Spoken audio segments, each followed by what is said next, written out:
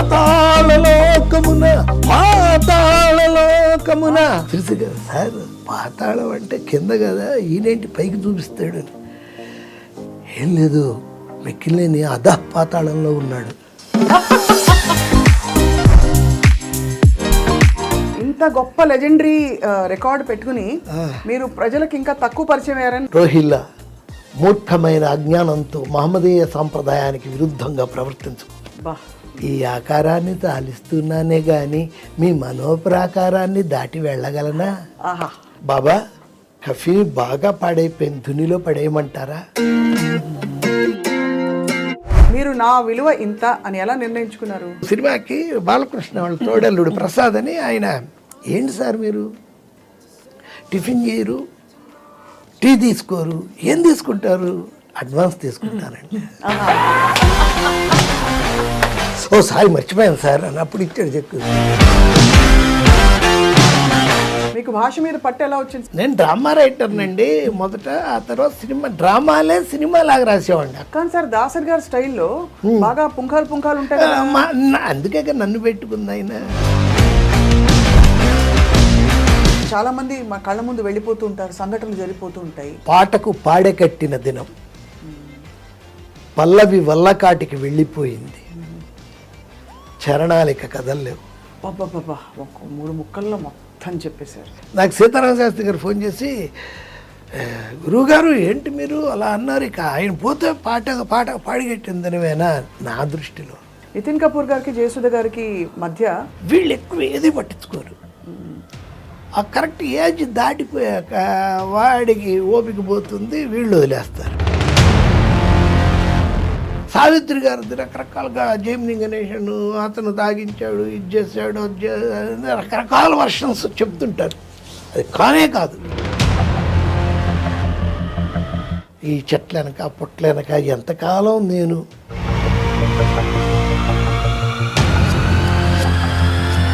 Sir Sridevi గారికి ఏమైంది sir చివరిలో? ఇప్పుడు నన్ను దాటి కతిర్నా కేఫ్ అన్నారు, ఐశ్వర్యరాయ్ అన్నారు. నేను ఎలా ఇంకా యంగ్గా ఉండాలి? మాటికి వస్తే ప్లాస్టిక్ సర్జరీ. హైదరాబాద్ నుంచి మెడ్రాస్ ఫోన్ చేసేవాళ్ళు, కోదండరామరెడ్డి వాళ్ళు.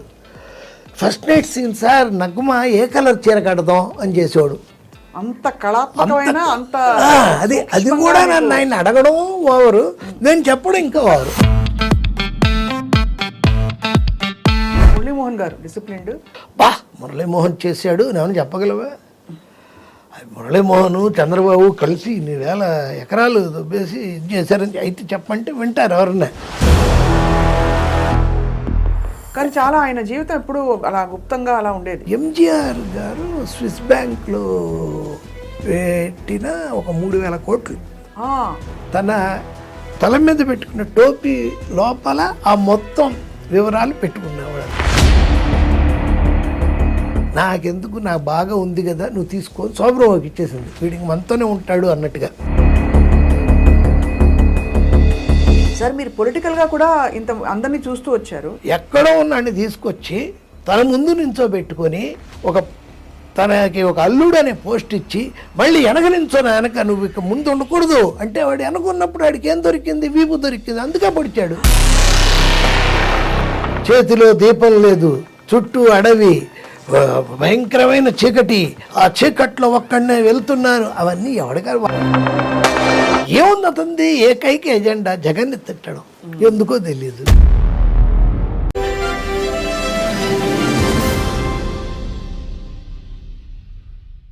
అందరికీ నమస్కారం. ఐడ్రీమ్ మీడియా సగర్వంగా సమర్పిస్తోంది సిల్వర్ స్క్రీన్ లెజెండ్స్. ఇవాళ మన అతిథిని పరిచయం చేసుకోవడం కొంత గజగజ వణుకుతూ మొదలు పెడుతున్నాం. ఎందుకంటే ఆయన మాటల మాంత్రికుడు. ఆయన మాటల్లో, ఆయన కలంలో నవ్వులు, లవ్వులు, పువ్వులు, ఇంకా భక్తి, రక్తి, ఆవేదన, ఆవేశం ఒకటి కాదు అన్ని రసాలు పలుకుతూ ఉంటాయి. ఎన్నో హిట్ చిత్రాలు, సుమారు 202 చిత్రాలకి ఆయన సంభాషణలు అందించిన రచయితగా, అలాగే 50 చిత్రాలకు పైగా తన నటనా కౌశలాన్ని కూడా అందించిన గొప్ప నటుడిగా, అండ్ అన్నిటికంటే ముఖ్యంగా గొప్ప సెన్స్ ఆఫ్ హ్యూమర్ ఉండే వ్యక్తిగా, జీవితాన్ని చాలా దగ్గరగా గమనించే ఒక అన్వేషిగా మనకి సుపరిచితులు శ్రీ తోటపల్లి మధు గారు, కళామూర్తి, ఈరోజు మన సిల్వర్ స్క్రీన్ లెజెండ్. సార్ నమస్కారం. నమస్కారం. చాలా చెప్పేసారు నా గురించేనా? మీ గురించే. మీరు ఇందాక 5 నిమిషాలు ఇంటరాక్ట్ అవ్వడం చాలు. మీ ముందు కష్టం ప్రదర్శనది. అవును. మీకు అది చాలు, మేము కూడా అందుకనే అవి ఇస్తాం. అదే చాలా చాలా గొప్పగా ఉంది సార్ మిమ్మల్ని కలవడం. ఇంత గొప్ప లెజెండరీ రికార్డు పెట్టుకుని మీరు ప్రజలకు ఇంకా తక్కువ పరిచయం అయ్యారని నాకు ఒక బాధ మొదలైంది 5 నిమిషాల్లో. అంటే మీ ఇది చూసాక ఇంకా బాగా జనం మిమ్మల్ని తెలుసుకుని ఉండాలి ఇప్పటికే కదా. అంటే మనం ఎక్కువ ఇంటర్వ్యూలు ఇచ్చేవాడిని కాదు, నేను చాలా దూరం, సినిమాకే దూరం. నేను సినిమాలో ఉండి సినిమాకి దూరంగా బతికేవాడిని. నేను షూటింగు, ఇల్లు, రాయాలంటే డైలాగ్స్ మెడ్రాస్లో అయితే పాంగ్రో, ఇక్కడైతే ఆ ట్రైడెంట్ హోటల్, స్క్రిప్ట్ ఇచ్చేయడం వచ్చేయడం. నేను ఈ ఆఫీసులకి చాలా తక్కువ వెళ్ళాను.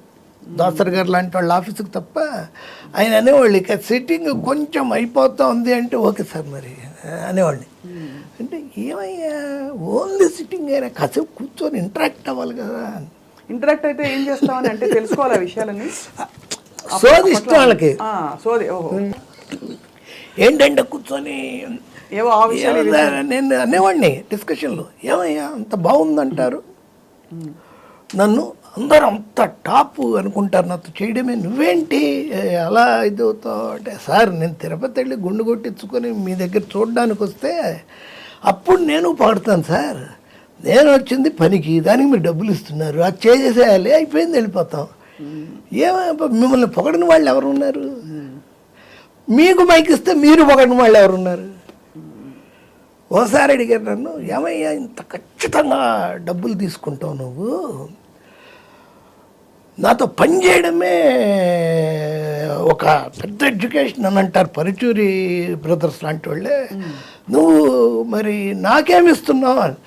సార్ మీరు ఇచ్చేదే అవన్నీ కట్ చేసుకునే కదా సార్. మీరు అడిగేది అవునంటే వెంటనే అవన్నీ కట్ చేసుకునే కదా సార్ మీరు ఇచ్చేది. నవ్వారా లేకపోతే? బాగా నవ్వుతారు. ఆయన కావాలని మాట్లాడించి నవ్వుకోవడమే, మోహన్ బాబు కానీ ఆయన కానీ. సార్ ఇప్పుడు అంటే అప్పట్లో నిజంగానే ఇది భయపడి ఇండస్ట్రీలో అవకాశం వస్తే చాలు అని అనుకునే రోజుల్లో మీరు నా విలువ ఇంత అని ఎలా నిర్ణయించుకున్నారు? ఏం లేదండి, ఇప్పుడు ఈ ముందు ఫస్ట్ సినిమా దేవాంతకుడికి 25,000 ఇచ్చారు నాకు. చాలా గొప్ప పేమెంట్ ఆ రోజు. మంచి అంటే సత్యానంద్ గారే అప్పుడు 25,000 తీసుకుంటున్నారు, జంజాల్ గారు అయితే 20. ఆ టైంలో నేను 25 తీసుకున్నా. ఏం లేదండి, వర్క్తో కొట్టడం అంత, ఇంక వేరే ఏం లేదు నాకు. టాలెంట్ తీసేస్తే నేను వేస్ట్ అక్కడ. నన్ను భరించడం కూడా కష్టం, నేను ఎక్కువ మాట్లాడను, ఏకవిద్యను, టాలెంట్ అంతే. ఒకటి బాగాలేదు అంటే ఎందుకు బాగాలేదు అనేది నా లైఫ్లో అడగను. నాతో చర్చలు ఉంటాయి తప్ప వాగ్యుద్ధాలు ఉండనే ఉండవు, అస్సలు ఉండవు. ఇది బాగాలేదు, పోనీ ఇది బాగాలేదు, పోనీ ఇది బాగాలేదు, పోనీ ఇది. రెండోది కొంచెం బాగున్నట్టు అనే వరకు ఇస్తానే ఉంటాను. నాకేమో గోస్ట్ రైటర్లు, నేను రాయను, డిక్టేషనే. నేను అసిస్టెంట్ రాముని ఉండేవాడు సినిమాలకి, కొన్ని సినిమాలకు కూడా డైరెక్టర్లు సత్యనారాయణ నాళ్ళని నీళ్ళని అలా రాసుకుంటాం. మేము అసలు పేపర్ కూడా ఇంటికి తీసుకెళ్ళాం. వాళ్ళు చెప్పడం టేప్లో, వాళ్ళు చెప్పింది రాయడం, అదే డైరెక్ట్గా అక్కడ చదవడం, ఆయనకు స్క్రిప్ట్ ఇచ్చేయడం, మా ఊరికే తీసుకోవడం, వాళ్ళు వెళ్ళిపోయాక చించేయడం, డస్ట్బిన్లో పడేయడం, రూమ్ ఖాళీ చేసి వెళ్ళిపోవడం, అంతే. ఇంటికి కూడా అంతే, అది ముందే అయిపోవాలి, అది ముందే తీసుకుంటాను నేను. ఎందుకు సార్ అంటే ఆ భావన ఎందుకు కలిగింది? ఆ డబ్బులు ఇన్సెక్యూరిటీ సినిమా ఫీల్డ్ ఏముందని దీనికి కొలమానమే లేదు కదా. ఇంత చదివితే రావాలి ఇక్కడికి, ఈ టెక్నికల్ ఇది ఉంటేనే రావాలి, ఏమీ లేదు కదా. మాట ఇస్తే కూడా నిలబెట్టుకుంటారు లేదో కూడా తెలియదు కదా కొంతమంది. ఆ రోజుల్లో కొంచెం అలాంటివి ఏంటంటే ఒక సినిమా కాదుగా, నెక్స్ట్ సినిమాకి మనమే ఉండేవాళ్ళం, ఆ నెక్స్ట్ సినిమాకి మనమే ఉండేవాళ్ళం. అందుకనేంటి ఈ సినిమా ఎండింగ్ పేమెంట్ ఆపి ఇంకో అడ్వాన్స్ ఇచ్చేవాళ్ళు. దీని ఎండింగ్ పరిస్థితి ఏంటంటే మీరే రాస్తున్నారు కదా సార్, మళ్ళీ దాంట్లో ఆపి ఇంకోటి ఇచ్చేవాళ్ళు. బట్ మనం ఇలా జాగ్రత్తగా డీల్ చేసి టాలెంట్తోనే అండి కొట్టడం. మీకు భాష మీద పట్టు ఎలా వచ్చింది సార్? 5వ ఏట మీరు నాటకాలు మొదలు పెట్టారో తెలుసు, కానీ ఇంత పట్టు ఎలా వచ్చింది? అంటే సినిమాకి రాయడం, కమర్షియల్ రైటింగ్ ఒక టెక్నిక్ కదా. అవును, నేను డ్రామా రైటర్నండి మొదట. ఆ తర్వాత డ్రామాలే సినిమాలాగా రాసేవాడిని. అక్కడే నేను డ్రామా రైటర్గా విజయవాడలో సక్సెస్ అయ్యాను, ఆల్ ఇండియా రేడియోలో డ్రామా రైటర్ని. ఆ తర్వాత సినిమాలకు వచ్చాక కూడా నాకేంటంటే తొందరగా అయిపోవాలి, అందుకనే షార్ప్గా, స్వీట్గా, స్ట్రైట్గా రాసేవాడిని. స్క్రిప్ట్ తొందరగా కావాలంటే ఎక్కువ డైలాగులు ఉండకూడదు. నాకు 2వ పేజీ డైలాగు నాకు తెలిసిపోతుంది, 2వ పేజీకి మారుతుందంటే నాకు టెన్షన్ వచ్చేస్తుంది. కానీ సార్ దాసరి గారి స్టైల్లో బాగా పుంఖాలు ఉంటాయి కదా. అందుకే నన్ను పెట్టుకుంది ఆయన. జీవితం అనేది ఆకు లాంటిది, ఇంకా ఆకు ఎగిరినా కష్టమే ఎగరకపోయినా కష్టమే, ఇలాంటి ఉంటాయి కదా సార్ ఆయన. అంటే ఎగ్జాంపుల్స్ ఎక్కువ ఉంటాయి కదా. అవును, దీపం, జీవితం ఒక దీపం లాంటిది. దాంట్లో ఏంటి ఒత్తి అమ్మ, అది నూనె నాన్న. అలాంటివన్నీ రాసారా మరి మీరు? అవి రాస్తే నేను ఎందుకు, మళ్ళీ ఆయనే ఉన్నాడుగా. అదే మన స్టైల్లో మనం రాసేవాళ్ళం అంతే. రాయడం ఉంది, చెప్పడమే. వన్ డే 2 డేసేనండి నేను స్క్రిప్ట్ రాసేది. పెద్ద పెద్ద హిట్లు చిత్రమాడుతున్నా అంటే 3 డేస్లో రాసేవాడిని. డైలాగులు మొత్తం అన్నీ ఒకేసారి. అప్పట్లో ఏంటంటే స్క్రీన్ ప్లేకి ఒకడు, ట్రీట్మెంట్కి ఒకడు, దీని అలా ఉండేది కాదు నా దగ్గర. అన్నీ నేనే, 1 మ్యాన్ షో. అలా అంతే రాసిచ్చేయడం, చదవడం, వాళ్ళకి నచ్చితే ఓకే, ఏదైనా తేడాలు ఉంటే మళ్ళీ ఇచ్చేయడం.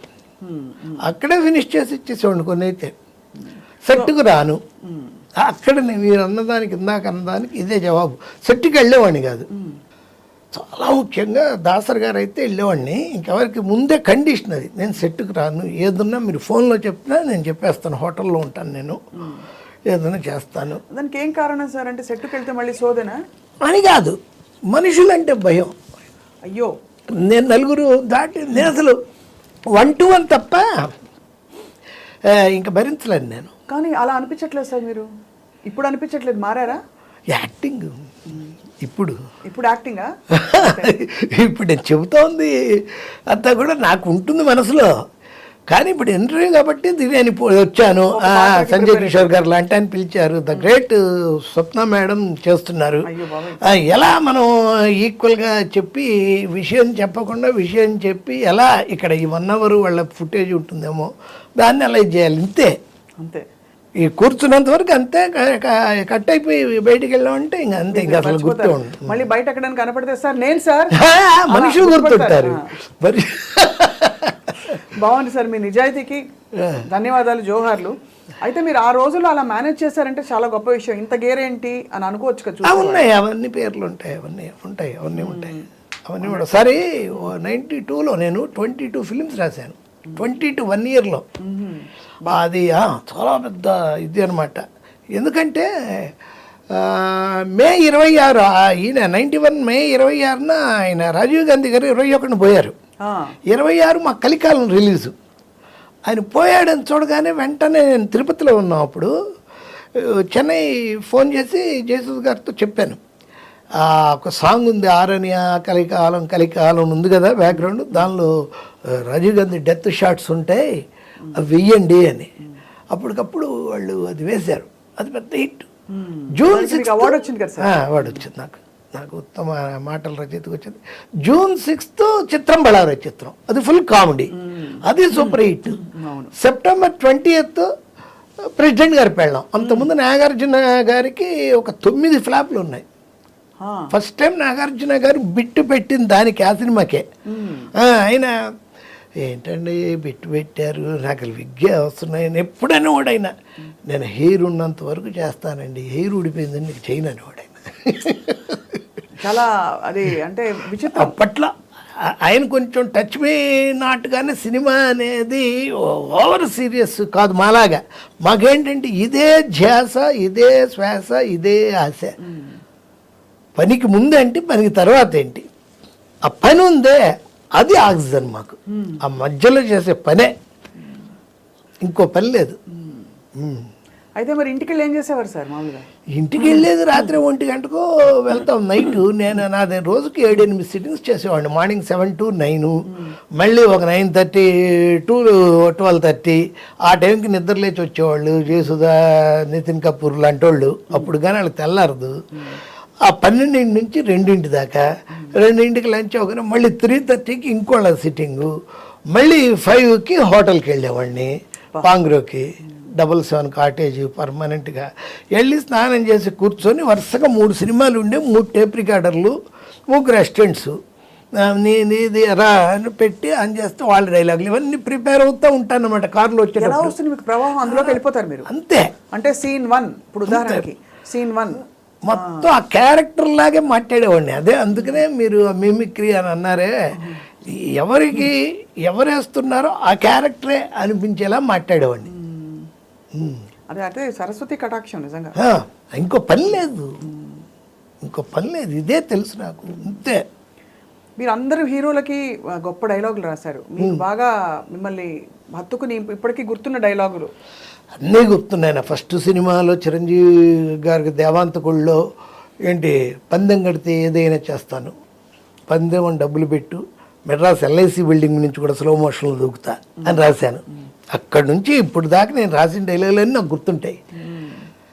నాకు అన్నీ గుర్తున్నాయి సీన్ 1, 2లో. అలాగే నాకు బాగా నచ్చింది అన్ని సినిమాలు రాసిన దాంట్లో దాదాపు 202 సినిమాలు అంటే తెలుగు, తమిళ్, కన్నడ, మలయాళం, హిందీ, చోటేమియా బాడేమియా రాశానంటే అన్ని సినిమాల్లో మా ఇంట్లో ఉండేది ఒకటే స్క్రిప్ట్. ఈరోజు గురువారం కూడా అందుకే గ్యాప్ ఇచ్చాను. షిరిడి సాయిబాబా మహత్యం అది మా ఇంట్లో ఉంటుంది. ఇళయరాజా మ్యూజిక్, ఆయన నన్నే తీసుకెళ్ళేవాళ్ళు. నేనంటే మహాప్రాణం ఇళయరాజా గారికి. విజయచంద్రు అదే. ఇప్పుడు మళ్ళీ రాస్తున్నాను. ఇంకోళ్ళు ఎవరో యుఎస్ వాళ్ళు వచ్చి రాయించుకుంటున్నారు సాయి నీ లీలలని. విజయచంద్ర తీసుకొచ్చాడు వాళ్ళని, రాసేసాను, ఇచ్చేసాను. ఫైనల్ చేయాలి. ఫైనల్ చేయాలంటే వాళ్ళు ఫైనల్ పేమెంట్ ఇచ్చేస్తే చేసేస్తాం, ఏం ప్రాబ్లం లేదు అసలు. ఆ విషయంలో క్లియర్. అది ఎందుకు ఇది చెప్తున్నా అంటే, అప్పుడు ఎలా రాసాం బాబాకి. అప్పుడు మీరు బాబా గారు భక్తులా సార్? అంటే మా ఇంట్లో వాళ్ళు భక్తులు అంటండి. మేము షిరిడి వెళ్ళినప్పుడు 85లో ద్వారకామాయిలో పడుకున్నాం. అబ్బా, కుక్కలతో పాటు పడుకున్నాం. అక్కడే చదివాను స్క్రిప్ట్ కూడా. కృష్ణ మందిరంలో కూర్చొని మాట్లాడుకుంటూ ఉండేవాళ్ళం. అప్పుడప్పుడు ఎవడో వాళ్ళు వచ్చి మేము పైకి ఎక్కి బాబాకి మన పంజాగుట్ట గుళ్ళోలాగా అభిషేకం చేసాం షిరిడీలో. ఎంత రోటీ ఇంకేదో ఒకటి ఉండేదండి అలసందలది తప్ప ఏమి దొరకదు. దోశ కర్ర పెండలంతో వేసేవాళ్ళు. టార్చరు. భోజనం మన భోజనం లేదు అక్కడ. ఇప్పుడు మన వాళ్ళు తప్ప ఉండరు. మనం అక్కడికి వెళ్తే కూడా సార్ బాగున్నారా అని ఓ సెల్ఫీ ఇవ్వండి అలా అయిపోయింది. షిరిడి తెలుగు వాళ్ళే, ఫుల్ తెలుగు వాళ్ళ లాడ్జెస్, తెలుగు వాళ్ళ ఇది అవన్నీ. ఆ సినిమాలో బాబాకి రాసేటప్పుడు అది ఎలా రాశారంటే, రోహిల్లా మూర్ఖమైన అజ్ఞానంతో మహమ్మదీయ సాంప్రదాయానికి విరుద్ధంగా ప్రవర్తించుకు. భగవంతుడు సర్వాకారుడు, నిరాకారుడు. ఏ రూపంలో అయినా పూజించవచ్చు, ఏ పద్ధతిలో అయినా ధ్యానించవచ్చు. ఖురాన్, బైబుల్, భగవద్గీత 3 గ్రంథాల సారాంశం ఒక్కటే. అందరి దేవుడు ఒక్కడే. సబ్కా మాలిక్ ఏక్ హై, ఏక్ హై అని రాశాను. అప్పుడు అలాంటివి చాలా రాశాను సినిమాలో. ఈ ఆకారాన్ని తాలిస్తున్నానే కానీ మీ మనోప్రాకారాన్ని దాటి వెళ్ళగలనా అని రాశాను. నాకు కళ్ళ కట్టినట్టు విజయచంద్ర గారే కనిపిస్తున్నారు. అవును. వీడు వచ్చి చంద్రమోహన్ నానవల్లి క్యారెక్టర్ వచ్చి, బాబా ఎలా ఉన్నావు అమీర్ అంటాడు. నేను అమీర్ని కాదు, ఫకీర్నే. ప్రపంచం ఎలా ఉంది? పంచభూతాలతో, అష్టదిక్కులతో మామూలుగానే ఉంది, క్షమించు బాబా అని లేస్తాడు. ఆయన కూర్చొని రాయి మీద కూర్చొని మాట్లాడి లేస్తాడు. లేస్తే నాగనా చంద్ర గారు క్యారెక్టర్ వేసిన స్వామిదులు గారు, బాబా అతను మీ స్థానంలో కూర్చుని మీ స్థాయిని కించపరుస్తూ ప్రశ్నించడం ఏమిటి, మీరు జవాబివ్వడం ఏమిటి? ఆ పిచ్చివాడికి అంత విలువిస్తారా? నానావళి పిచ్చివాడు కాదు, ప్రాపంచిక అవధులు దాటిన అవధూత. నేను ఈ ఊరొచ్చినప్పుడు మొదట నన్ను పిచ్చివాడన్నారు, తరువాత వైద్యుడు అన్నారు, తరువాత దేవుడు అన్నారు. మీ పూజల మత్తు నాలో ఇహ సంబంధమైన అహంకారానికి బీజమేసిందేమోనని నానావళి పరీక్షించాడు. కానీ మీరు పెట్టే పంచభక్ష పరమాన్నాలు నాకు పంచభూతాలు, మీరు చేసే అష్టసేవలు నాకు అష్టదిక్కులు అనే నా సమాధానానికి సమాధానపడి నానావళి వెళ్ళిపోయాడు. పరీక్ష మీకే కాదు నాకు ఉంటుంది. బా, కదిలించేశారు సార్ మనసుని. ఆ, ఇప్పుడు మళ్ళీ రాసిన దాంట్లో చూడండి ఎలా ఎంత తెలివిగా రాశాను. వాడు బాగోజీ దుని దగ్గరకు వచ్చి, అంటే అప్పట్లా ఉండకూడదు, ఇది కొత్తగా ఉండాలి. బాబా కఫీ బాగా పాడైపోయింది, ధునిలో పడేయమంటారా? బాగోజీ వద్దు, భద్రపరచు. నా కఫీనే కాదు, నేను వాడే అన్ని వస్తువుల్ని భద్రపరచు. ఎందుకంటే భవిష్యత్తులో ఈ ఇరిగిపోయిన మసీదు మహా ఆలయంగా రూపుదిద్దుకుంటుంది. ఈ బయటే నా ప్రదర్శనశాల ఏర్పాటు చేస్తారు. నా భక్తులు అప్పుడు వాటిని చూసి తరిస్తారు. ఇదంతా జరిగేది ఎప్పుడో కాదు, 100 ఏళ్ల లోపే. అంటే కావాలని అక్కడ అలా చెప్పబట్టి ఇప్పుడు ఇల్లు పెట్టారు అన్నట్టుగా అది థింకింగ్. ఎంత మీరు పరకాయ ప్రవేశం చేసేస్తున్నారు సార్ ఆ పాత్రలోకి. అది అంటే మీకు అలా అనర్గళంగా వచ్చేస్తుంది. అసలు ఎక్కడి నుంచి వస్తుంది సార్? నిజంగా ఎప్పుడైనా మీరు కూర్చొని ఆలోచించారా? అంటే ఇది ఎక్కడి నుంచి ప్రవాహం? ఆలోచించకూడదు. ఆ టైంకి ఎవడన్నా పనిస్తే సంజయ్ కిషోర్ గారు ట్రిప్ ప్రోగ్రామ్ నుండి ఆలోచిస్తే ఒక పని అన్న అవుతుంది. అంతేనా? అంతేగాని మళ్ళీ ఎక్కడి నుంచి వస్తుంది ఆలోచిస్తే నాకే డౌట్ వచ్చి ఇదేదో ఎక్కడి నుంచి వస్తుంది, ఈ రోజు నుంచి రాకుండా ఉంటే బాగున్నాను. అమ్మో, మీ అంటే జీవితంలో ప్రతి వాళ్ళు ఏదో ఒకటి కోరుకుంటారు, డబ్బులో, కీర్తో, ఇంకోటో కదా. మీరు ఏం కోరుకుంటారు, ఏం కోరుకోరా? పని. నా డైలాగే మొన్ననే ఒక షూటింగ్లో చెప్తే చాలా ఇదే నాకు ఎదురుగా ఉండే ఆర్టిస్ట్, మీరు అంతసారి నేను షార్ట్లో తప్ప కట్ అన్నారంటే కామ్గా అయిపోతాను. ఎవరితో మాట్లాడు, నేను ఎంత పెద్దవాళ్ళైనా సరే మాట్లాడను. పక్కకి వెళ్ళి దూరంగా కుర్చీ వేసి కూర్చుంటా. క్యారవాన్లు వాటికి కూడా వెళ్ళను. మధుగాని బలండి రెడీ సార్ అని ఉండాలి మనం. అలా ఉంటా నేను. అసలు ఏమి ఇది చేయను. అబ్బా ఇన్నేళ్ళైనా మీరు ఏంటి సార్ ఇంత ఇది అంటే అన్నాను. నేను పని ఉంటే శివం, లేకుంటే శవం. అంతే, అదే ఇది కరెక్ట్ నా క్యారెక్టర్. నేను పని ఉంటే శివం, లేకుంటే శవం. పని తప్ప నాకు వేరే పనే లేదు. అంతే, చేసుకుంటూ వెళ్ళిపోవాలి. మరి ఇంతకంటే ప్రపంచం లేదు, ఇదే మీ ప్రపంచం కదా సినిమా. మరి చాలా మంది మా కళ్ళ ముందు వెళ్ళిపోతూ ఉంటారు, సంఘటనలు జరిగిపోతూ ఉంటాయి, అప్పుడు మీరు చెల్లిస్తారా? తక్కువ. అంటే వేటూరు గారు వేటూరు గారు పోయినప్పుడు ఆయన బాగా క్లోజ్ కాబట్టి మా ఇంటి దగ్గరే వాళ్ళ అపార్ట్మెంట్స్ కూడా, ఆయనకి తోటకూర అది ఉడికించి ఏదో తీసుకెళ్ళేవాడిని లాస్ట్లో. బాగా క్లోజ్ నాకు, బాగా. ఆయన ఏమిటో నువ్వు ఏదైనా జన్మలో రుణమో కానీ ఇవన్నీ తీసుకుంటూ ఇస్తున్నా అనేవాడు పాపం. ఆయన మహా కామెడీ చేస్తారు. అవును, అసలు ఎక్స్ప్రెషన్ లేకుండా జోక్ చేస్తారు. ఏడో దిక్కుమాలింది అంటాడు. ఆ వేటూరు గారు పోయినప్పుడు అప్పుడు చెప్పాను ఇలా మీడియా ముందు. అలాంటప్పుడే వస్తాను నేను. సార్ మీరు జయసుధ గారు నితిన్ కపూర్ గారితో చాలా పనిచేశారు కదా.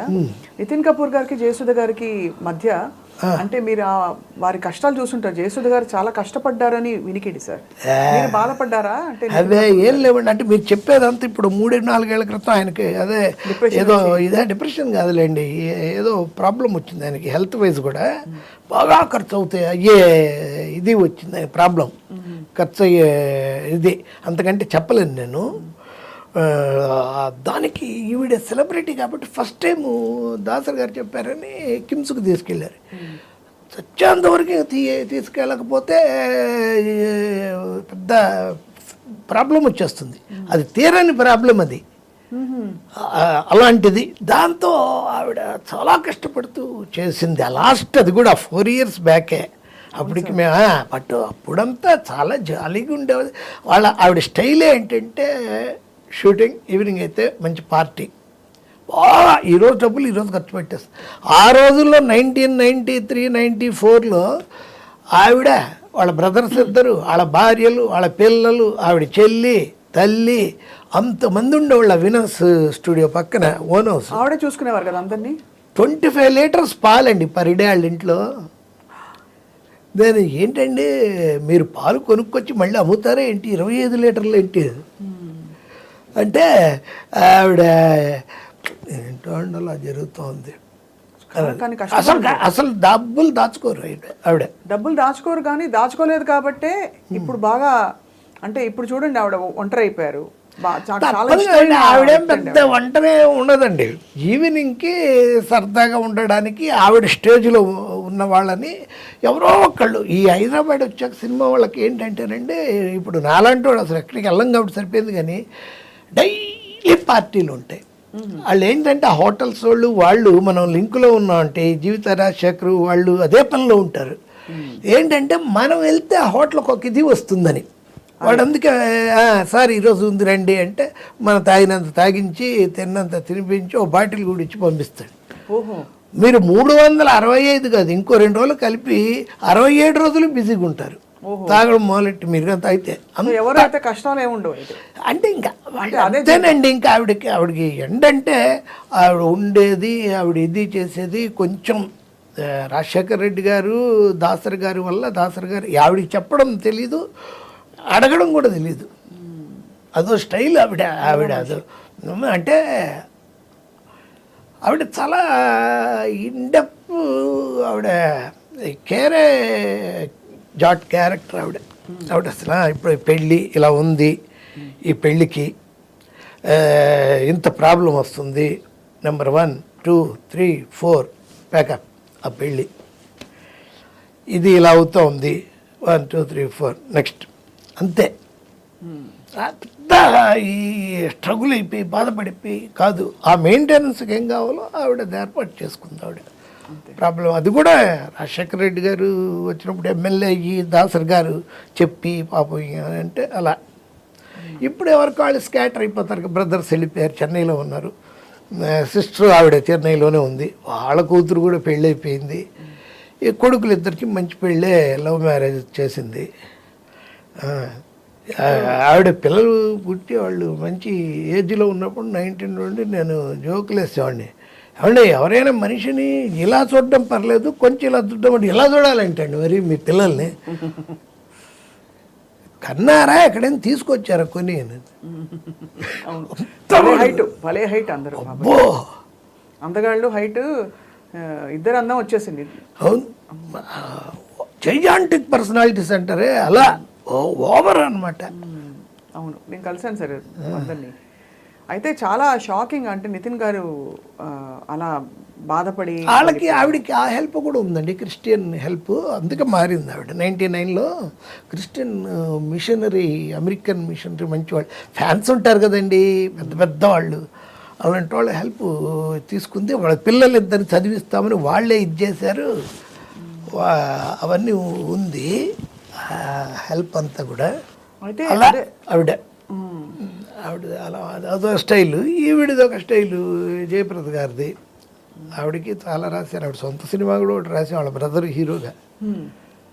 అవి ఎవరికాళ్ళు వీళ్ళు ఏంటంటేనండి, ఆ పీక్లో ఉన్నప్పుడు ఎవరో లీడ్ చేస్తుంటారు వీళ్ళని, బ్రదర్సు, మదర్సు, భర్త అనేవాడు, బాయ్ ఫ్రెండ్, వీళ్ళు ఎక్కువ ఏది పట్టించుకోరు. ఆ కరెక్ట్ ఏజ్ దాటిపోయాక వాడికి ఓపిక పోతుంది, వీళ్ళు వదిలేస్తారు. అప్పుడు చూసుకుంటే వాళ్ళకి అప్పుడు అర్థం అవదు, కొన్ని రోజులే అర్థం వస్తుంది. నేను కాదు వదిలేసింది, నన్నే వదిలేసాడు, ఇప్పుడు నేను ఇప్పుడు ఎల్లోనైపోయాను అనే సినిమా వాళ్ళు అందరికీ ఒకళ్ళకి కాదు అని చాలా నిజంగానే ఒక వెలుగు వెలిగిన వాళ్ళందరి కథలు చూడండి. ఒంటరి ఎన్టీ రామారావు గారు కంటేనా, ఎన్టీ రామారావు గారు అంతకంటేనా. ఇప్పుడు సావిత్రి గారిని మనం అనుకుంటాం, చాలామంది తెలియదు ఏంటంటే ఎక్కడ ఇన్ని పుస్తకాలు నేను చాలా చదివాను. నాకు బుక్ రీడింగ్ అనేది అదొక లైఫ్లో భాగం, నాకు అది పిచ్చి. చదివాను చాలా, ఆడియో బుక్స్ అయితే ఇంకా ప్రాణం నాకు. సావిత్రి గారిది రకరకాలుగా జైమిని గణేషన్ అతను తాగించాడు, ఇది చేశాడు, రకరకాల వర్షన్స్ చెప్తుంటారు. అది కానే కాదు ఆవిడే అలా అయిపోవడానికి ప్రాబ్లం ఏమిటంటే టాప్లో ఉంది ఆవిడే. ఉన్నప్పుడు కొంచెం బాగా ఖర్చు మనిషి, బ్రహ్మాండ సంపాదన, ఫ్లోగా వచ్చేస్తుంటే డబ్బులు 10-12 సినిమాలు బ్రహ్మాండంగా ఇంట్లోనే వాడిని పెట్టి బంగారం చేసేవాడిని చేసేది. ఫుడ్ తిని లావ్ అయిపోయింది. తిని తాగి లావైపోయానే అనే భయం బాధతో ఇంకా తాగడం మొదలెట్టింది. ఈలోపు ఆవిడకి ఏంటి, ఒక పర్టికులర్ సినిమా కళ్యాణ పర్సన్ తమిళ్లో, తెలుగులో పెళ్లి కానుక, ఆ సినిమాకి శ్రీధరు ఈవిడ కథ చెప్పారు. చెప్తే ఈవిడ బ్రహ్మాండంగా ఉంది, అయితే నేను సైకిల్ అదంతా తొక్కాలి అంటే మరి నేను ఇప్పుడు కొంచెం సన్నం కూడా అవ్వాలి అది ఇది అంటే, అప్పుడు ఆయన చెప్పారు, అది కాదమ్మా మీరు వేసేది విజయ్ కుమారి వేరే సిస్టర్కి అక్క క్యారెక్టర్, మీ చెల్లెల క్యారెక్టర్ కొత్త అమ్మాయి, ఒక అమ్మాయిని పెడుతున్నాను, కన్నడ అమ్మాయిని, బి సరోజాదేవి. ఆవిడ భలే అప్సెట్ అయిపోయింది, నేను హీరోయిన్ని సపోర్టింగ్ యాక్టర్ నేను ఎందుకు చేస్తాను. ఇంత జరిగిందా సార్? ఇంకా బి సరోజాదేవి పెడితే ఈవిడ వదిలేసింది, ఈవిడ చేయనంది, విజయ్ కుమార్ని పెట్టుకున్నారు, పెద్ద హిట్ అయిపోయింది. ఈవిని దాటి బ్రహ్మాండంగా వెళ్ళిపోతుంది బి సరోజ. ఈవిడ ఇంకా ఆ లావుతో ఆ కంపెల్ల రవిచంద్ర బుక్లో కూడా బాగా చెప్తాడు ఆ విషయం. ఈ చెట్లనక పొట్లనక ఎంతకాలం నేను మొహం మాత్రమే చూపిస్తూ నన్ను, ఆ ఆదుర్ సుబ్బారావు గారు వాళ్ళు పాపం ఓన్లీ క్లోజ్ షాటులతో ఎంతకాలం ఇదంతా లావు లావు లావు లావు అయిపోతూనే ఉంది. ఆ డిప్రెషన్ ఆవిడకి. మరి జమిని గణేశన్ గారు అంటే ఇతర స్త్రీలని ఆయన ఇష్టపడ్డారని అవన్నీ కూడా, ఆయన మామూలుగా ఆయన అంటే బాగా ఒకప్పుడు కమల్ హాసన్ లాగా ఆయన అప్పట్లో గ్లామర్ బాయ్, ఈవిడ్ని ప్రాణం కంటే ఎక్కువ చూసుకునేవాడు. వాళ్ళు అనడానికి లేదు, వాళ్ళ పిల్లల ఆస్తులు కానీ అవన్నీ జాగ్రత్త చేయడం కానీ అవన్నీ. అసలు is a gentleman. Gemini Ganesan is a very nice person. అతను చాలా, ఆయన ఏదో వీళ్ళను ఈవిని కూర్చోబెట్టి తాగిచ్చేసి. ఇంకోటి ఏంటంటే ఈయన బిజీ ఆవిడ కాదు, అక్కడ ఇన్ఫీరియారిటీ భర్తతో. ఆయనేమో ఈవిడ తర్వాత సరోజాదేవి తర్వాత కాంచన తర్వాత రాజేశ్వరి వెళ్ళిపోతున్నాడు, హీరోయిన్లు దాటుకొని ఈవిడ ఇంతలా అయిపోతుంది. దాంతో గొడవలు. ఈయన పొద్దున్న వెళ్తే మేకప్ వేసుకుని ఈవినింగ్ వస్తాడు, ఈవిడికి మేకప్ లేదు. మేకప్ ఒకసారి అలవాటు అయ్యాక అది లేకపోతే పిచ్చెక్కిపోతుంది. చాలా మత్తు ప్రపంచం సార్ అసలు. చాలా మామూలు కూడా మేకప్ అనేది అంటే పని, అదొక ఆనందం. ఆర్టిస్టులు అందరూ అండి, ఈవెన్ ఈవిడ ఉంది శ్రీదేవి గారు, శ్రీదేవి గారు కాదు ఆవిడేంటి, ఆవిడ ఎంతప్పటి నుంచి యాక్ట్ చేస్తూ ఉండింది. ఓ 55 వచ్చేలాకే ఆవిడకి డయాబెటీస్ వచ్చింది, హై బీపీ ఉంది, హైపర్ టెన్షన్ ఉంది, ఇన్ఫీరియారిటీ కాంప్లెక్స్ ఉంది, రకరకాల వాటి మధ్య పిల్లలు ఉన్నారు. ఆవిడకి ఇన్ఫీరియారిటీ ఏంటి సార్? అతిలోక సుందరం. అలా కాదు, ఇన్ఫీరియారిటీ కాంప్లెక్స్ అంటే ఇప్పుడు నన్ను దాటి కత్రినా కైఫ్ అన్నారు, ఐశ్వర్య రాయ్ అన్నారు, నేను ఎలా ఇంకా యంగ్గా ఉండాలి. మాటికి వస్తే ప్లాస్టిక్ సర్జరీ, మాటికి వస్తే లండన్ వెళ్ళిపోవడం ప్లాస్టిక్ సర్జరీ, ముక్కు కొంచెం వంక గర్మ, మూతి కొంచెం వంక, కళ్ళు కొంచెం, డైటింగు, తినదు, డ్రింక్ మంచి ఆవిడ, మంచి డ్రింకర్ ఆవిడ, డ్రింకు, హై డయాబెటీస్. సార్ ఇండస్ట్రీలో అందరూ అంటే ఇది నేను తప్పుగా అడగట్లేదు, మరో విధంగా అగౌరవంగా అడగట్లేదు, డ్రింక్కి అలవాటు పడడానికి ఒత్తిడి ప్రపంచం కారణమా, లేకపోతే విలాసవంతమైన జీవితం అలవాటు అయిపోతుంది? ఎందుకంటే అంటే డ్రింక్ అనేది యాక్చువల్ చెప్పాలంటే అదొక part and parcel of life అయిపోయిందండి. సినిమాల్లో అయిపోతుంది అది, ఒక రిలాక్సేషనే. అది దాటిపోయా కదా ఇప్పుడు ఒక 20 ఏళ్ళగా డ్రగ్స్ మీద పడింది. ఆర్గన్స్, నీకు కిడ్నీ పోతుంది, లివర్ పోతుంది, దానికంటే నువ్వు డ్రగ్ అయితే ఆర్గన్స్ బాగుంటాయి అని సజెషన్ ఇస్తారు డాక్టర్స్. డాక్టర్స్ వాళ్ళకి డాక్టర్స్ ఉంటారు, వాళ్ళే ఇస్తారు ఇంజెక్షన్ కూడా. అలాగే ఎక్సర్సైజు, డ్రగ్ తీసుకుంటే మీరు ఒక ఆన్స్ ఒక 1000 చేయగలిగితే అది 10,000 చేయిస్తుంది. స్టామినా విపరీతమైన ఇది, దానికన్నా అలవాటు పడతారు. సార్ ఇంత ప్రపంచం మీరు ఇంత చూశారు జీవితం, ఒక స్పెక్టేటర్గా మీరు చూస్తూ వచ్చారు, మీకు మీరు ఏం స్వీయ నియంత్రణలు పెట్టుకున్నారు? అంటే మీరు ఎక్కడికి వెళ్ళనని చెప్పారు, ఎక్కడికి వెళ్ళరు, బయటికి వెళ్ళరు, మానవ సంబంధాలు చూశారు, మోసాలు చూశారు, అందమైన ప్రేమలు చూసుంటారు, ఇలాంటి అలవాట్లు చూసుంటారు, కానీ నేను ఇలా ఉండాలని ఏమైనా పరిధులు పెట్టుకున్నారా మీకు మీరు? అవన్నీ మామూలు ఆటోమేటిక్గా మనకు ఉన్నట్టు సెల్ఫ్ డిసిప్లిన్ మనకి భగవంతుడు ఇచ్చిందే తప్ప. ఒకటి ఉందండి, నేను అదే కూడా రాశాను సాయి నీళ్ళలో, ఆ డైలాగ్ కూడా. వాడు వస్తాడు ఒకడు, వాడి భార్య, ఆయనకు రోజు పచ్చి కుండలు తీసుకొచ్చి ఇస్తారు, దాంట్లో లేదు, నేను ఇప్పుడు రాసుకున్నది. బాబా కుండలు తెచ్చాను, రంగా ఏరా తాగుడు మానేసావా, నీ భార్య గర్భవతి, ఇప్పుడు కన్నా మానేయాలి కదా అంటాడు. వాడు ఆ మానకపోతే ఏమైంది బాబా అంటాడు. ఏమైందేంట్రా, మళ్ళీ నువ్వు లేకుండా పోతే వాళ్ళు ఏమైపోతారు? అందరికీ నువ్వు ఉన్నావు కదా బాబా. ఇదే మీ పిచ్చి. ప్రతి మనిషి తన జీవితంలో తను చేసే పనిలో 99% తానే కష్టపడాలి. అంతా అయిపోయాక 1% నేను సాయపడగలను. మొత్తం నన్నే చేయమంటే నేను చేయను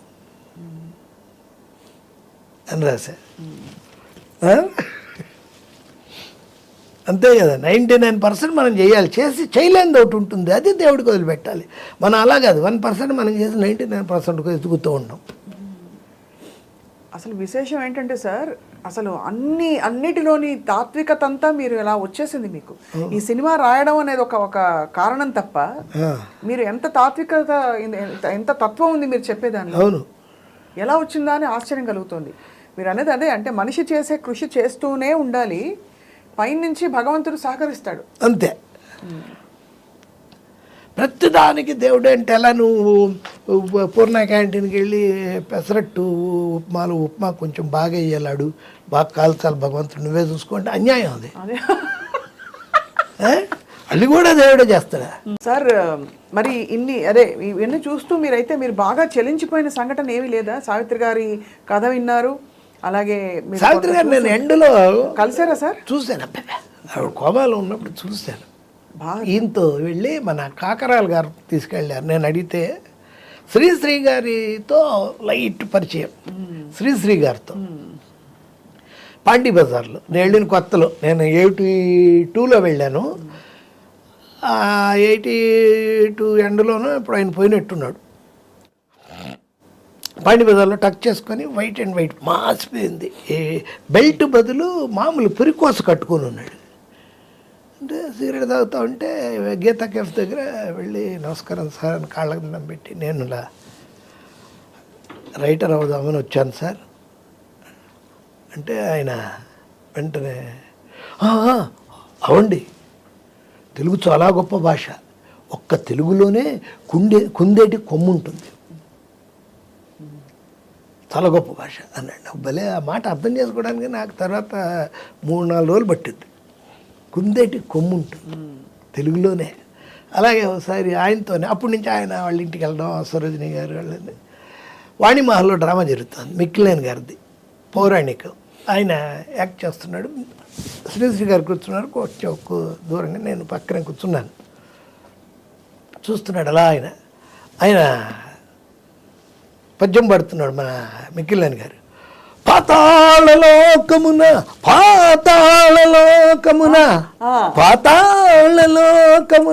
అంటే నేను అన్నాను, నేను శ్రీశ్రీని అన్నాను.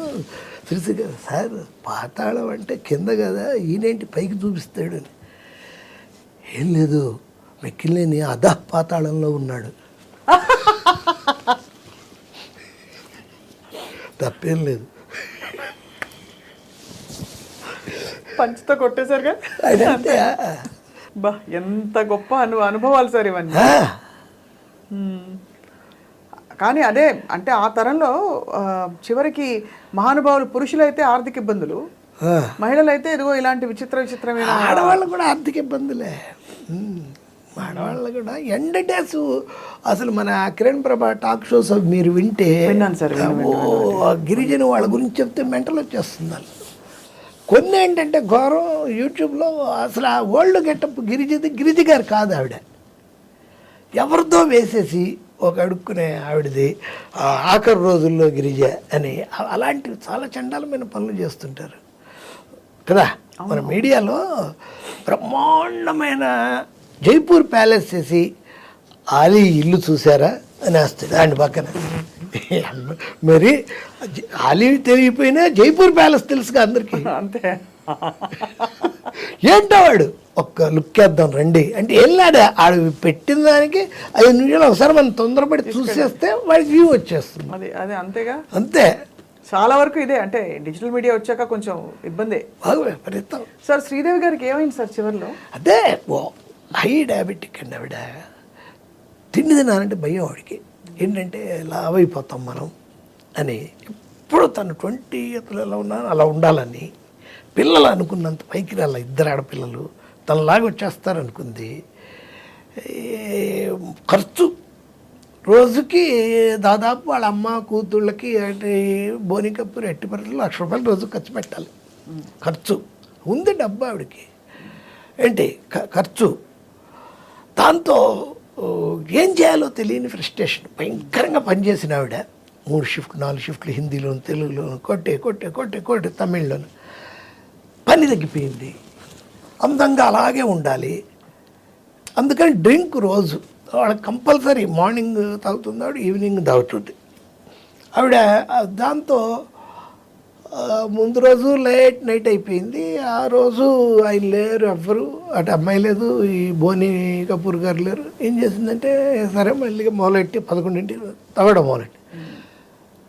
దాంట్లో ఆవిడకి యాక్చువల్గా ఆ టైంకి ఫోన్ చేసి ఈయన మన బోని కపూర్ గారు చెప్తుంటారు, నువ్వు ఇంజక్షన్ తీసుకో, ఇన్సులిన్ ఈ టైంకి ఇది వేసుకో అది వేసుకొని, ఎప్పుడు ఆయనే చూసుకునేవాడు. ఆయన ఈ ఫోను ఛార్జ్ అయిపోయి అలా పడి ఉంది.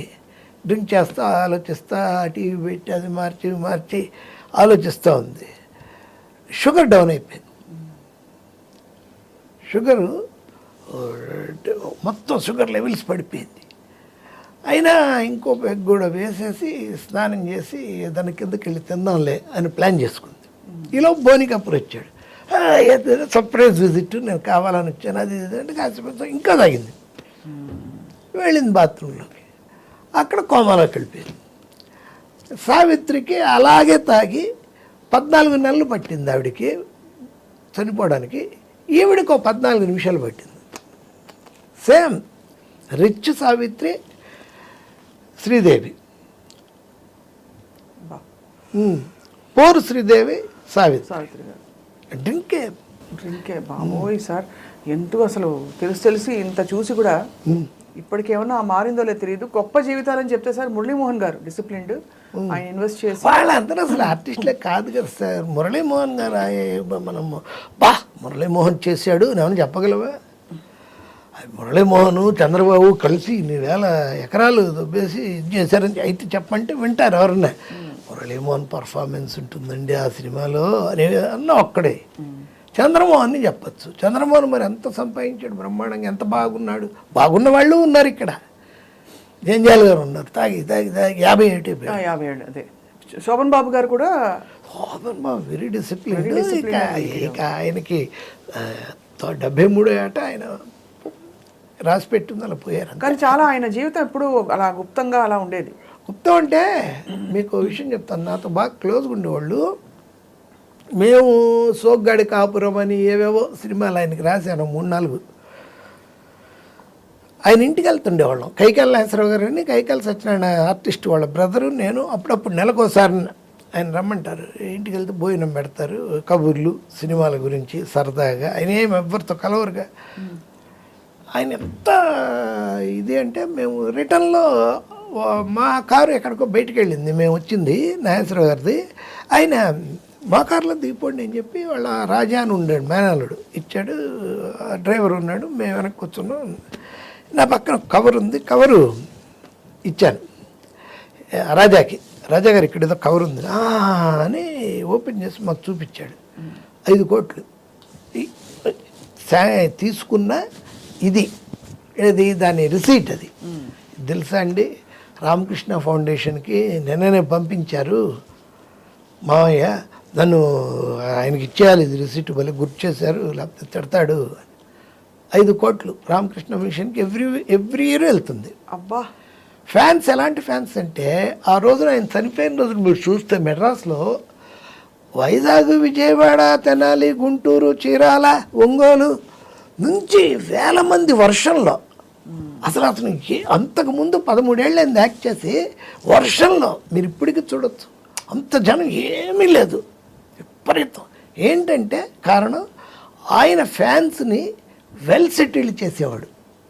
తన ఫ్యాన్ స్ట్రాంగ్గా అనుకుంటే, ఏం చదివావు, ఏం చేస్తున్నావు, నీకేంటి ఇన్కము, రేపు ఎలాగ నువ్వు ఒక అంటే, సార్ నాకు ఫ్యాన్సీ స్టోర్స్ పెట్టుకుందాం అనుకుంటున్నాను సార్. సరే ఇదిగో ఈ ₹1,00,000 తీసుకో అంటే పెట్టుకో. ఆయనకు అంత సంపాదన ఉండిందా సార్ ఎవరికి? సోమబాబు గారికి? అమ్మ బాబోయ్, అంటే ఆయనకి ఆయన టాప్ హీరో మెడ్రాస్ అంతా- ఆయన బాగా ల్యాండ్స్ మీద పెట్టాడు. అందులో ఎక్కువ ఇంకోటి ఏంటంటే ఒక విషయం ఉంది ఆయన లైఫ్లో. ఆ 71 నుంచి 76, 77 దాకా జయలలిత గారితో ఆయనకు మంచి ఇది ఉండింది, ర్యాపోర్ట్ అవును ఉండింది. అది జగమెరిగిన సత్యమే. ఆ ర్యాపోర్ట్లో ఈయన బాగున్నాడు హ్యాపీగా, ఆవిడ బ్రహ్మాండంగా ఆవిడే బాగుంది. ఆవిడేం చేసిందంటే ఎంజీఆర్ గారు స్విస్ బ్యాంక్లో పెట్టిన ఒక 3,000 కోట్లు ఆ, శోభన ప్రేమతో ఇది నాకు సరిగ్గా తెలియట్లేదు, నేను అది ఆయన ఏంటి ఎంజీఆర్ అది తన తల మీద పెట్టుకున్న టోపీ లోపల ఆ మొత్తం వివరాలు పెట్టుకునేవాడంట. అందుకే ఆ హ్యాట్ ఎప్పుడు అలా పెట్టుకునేవాడంట. నిజమా సార్? నిజం.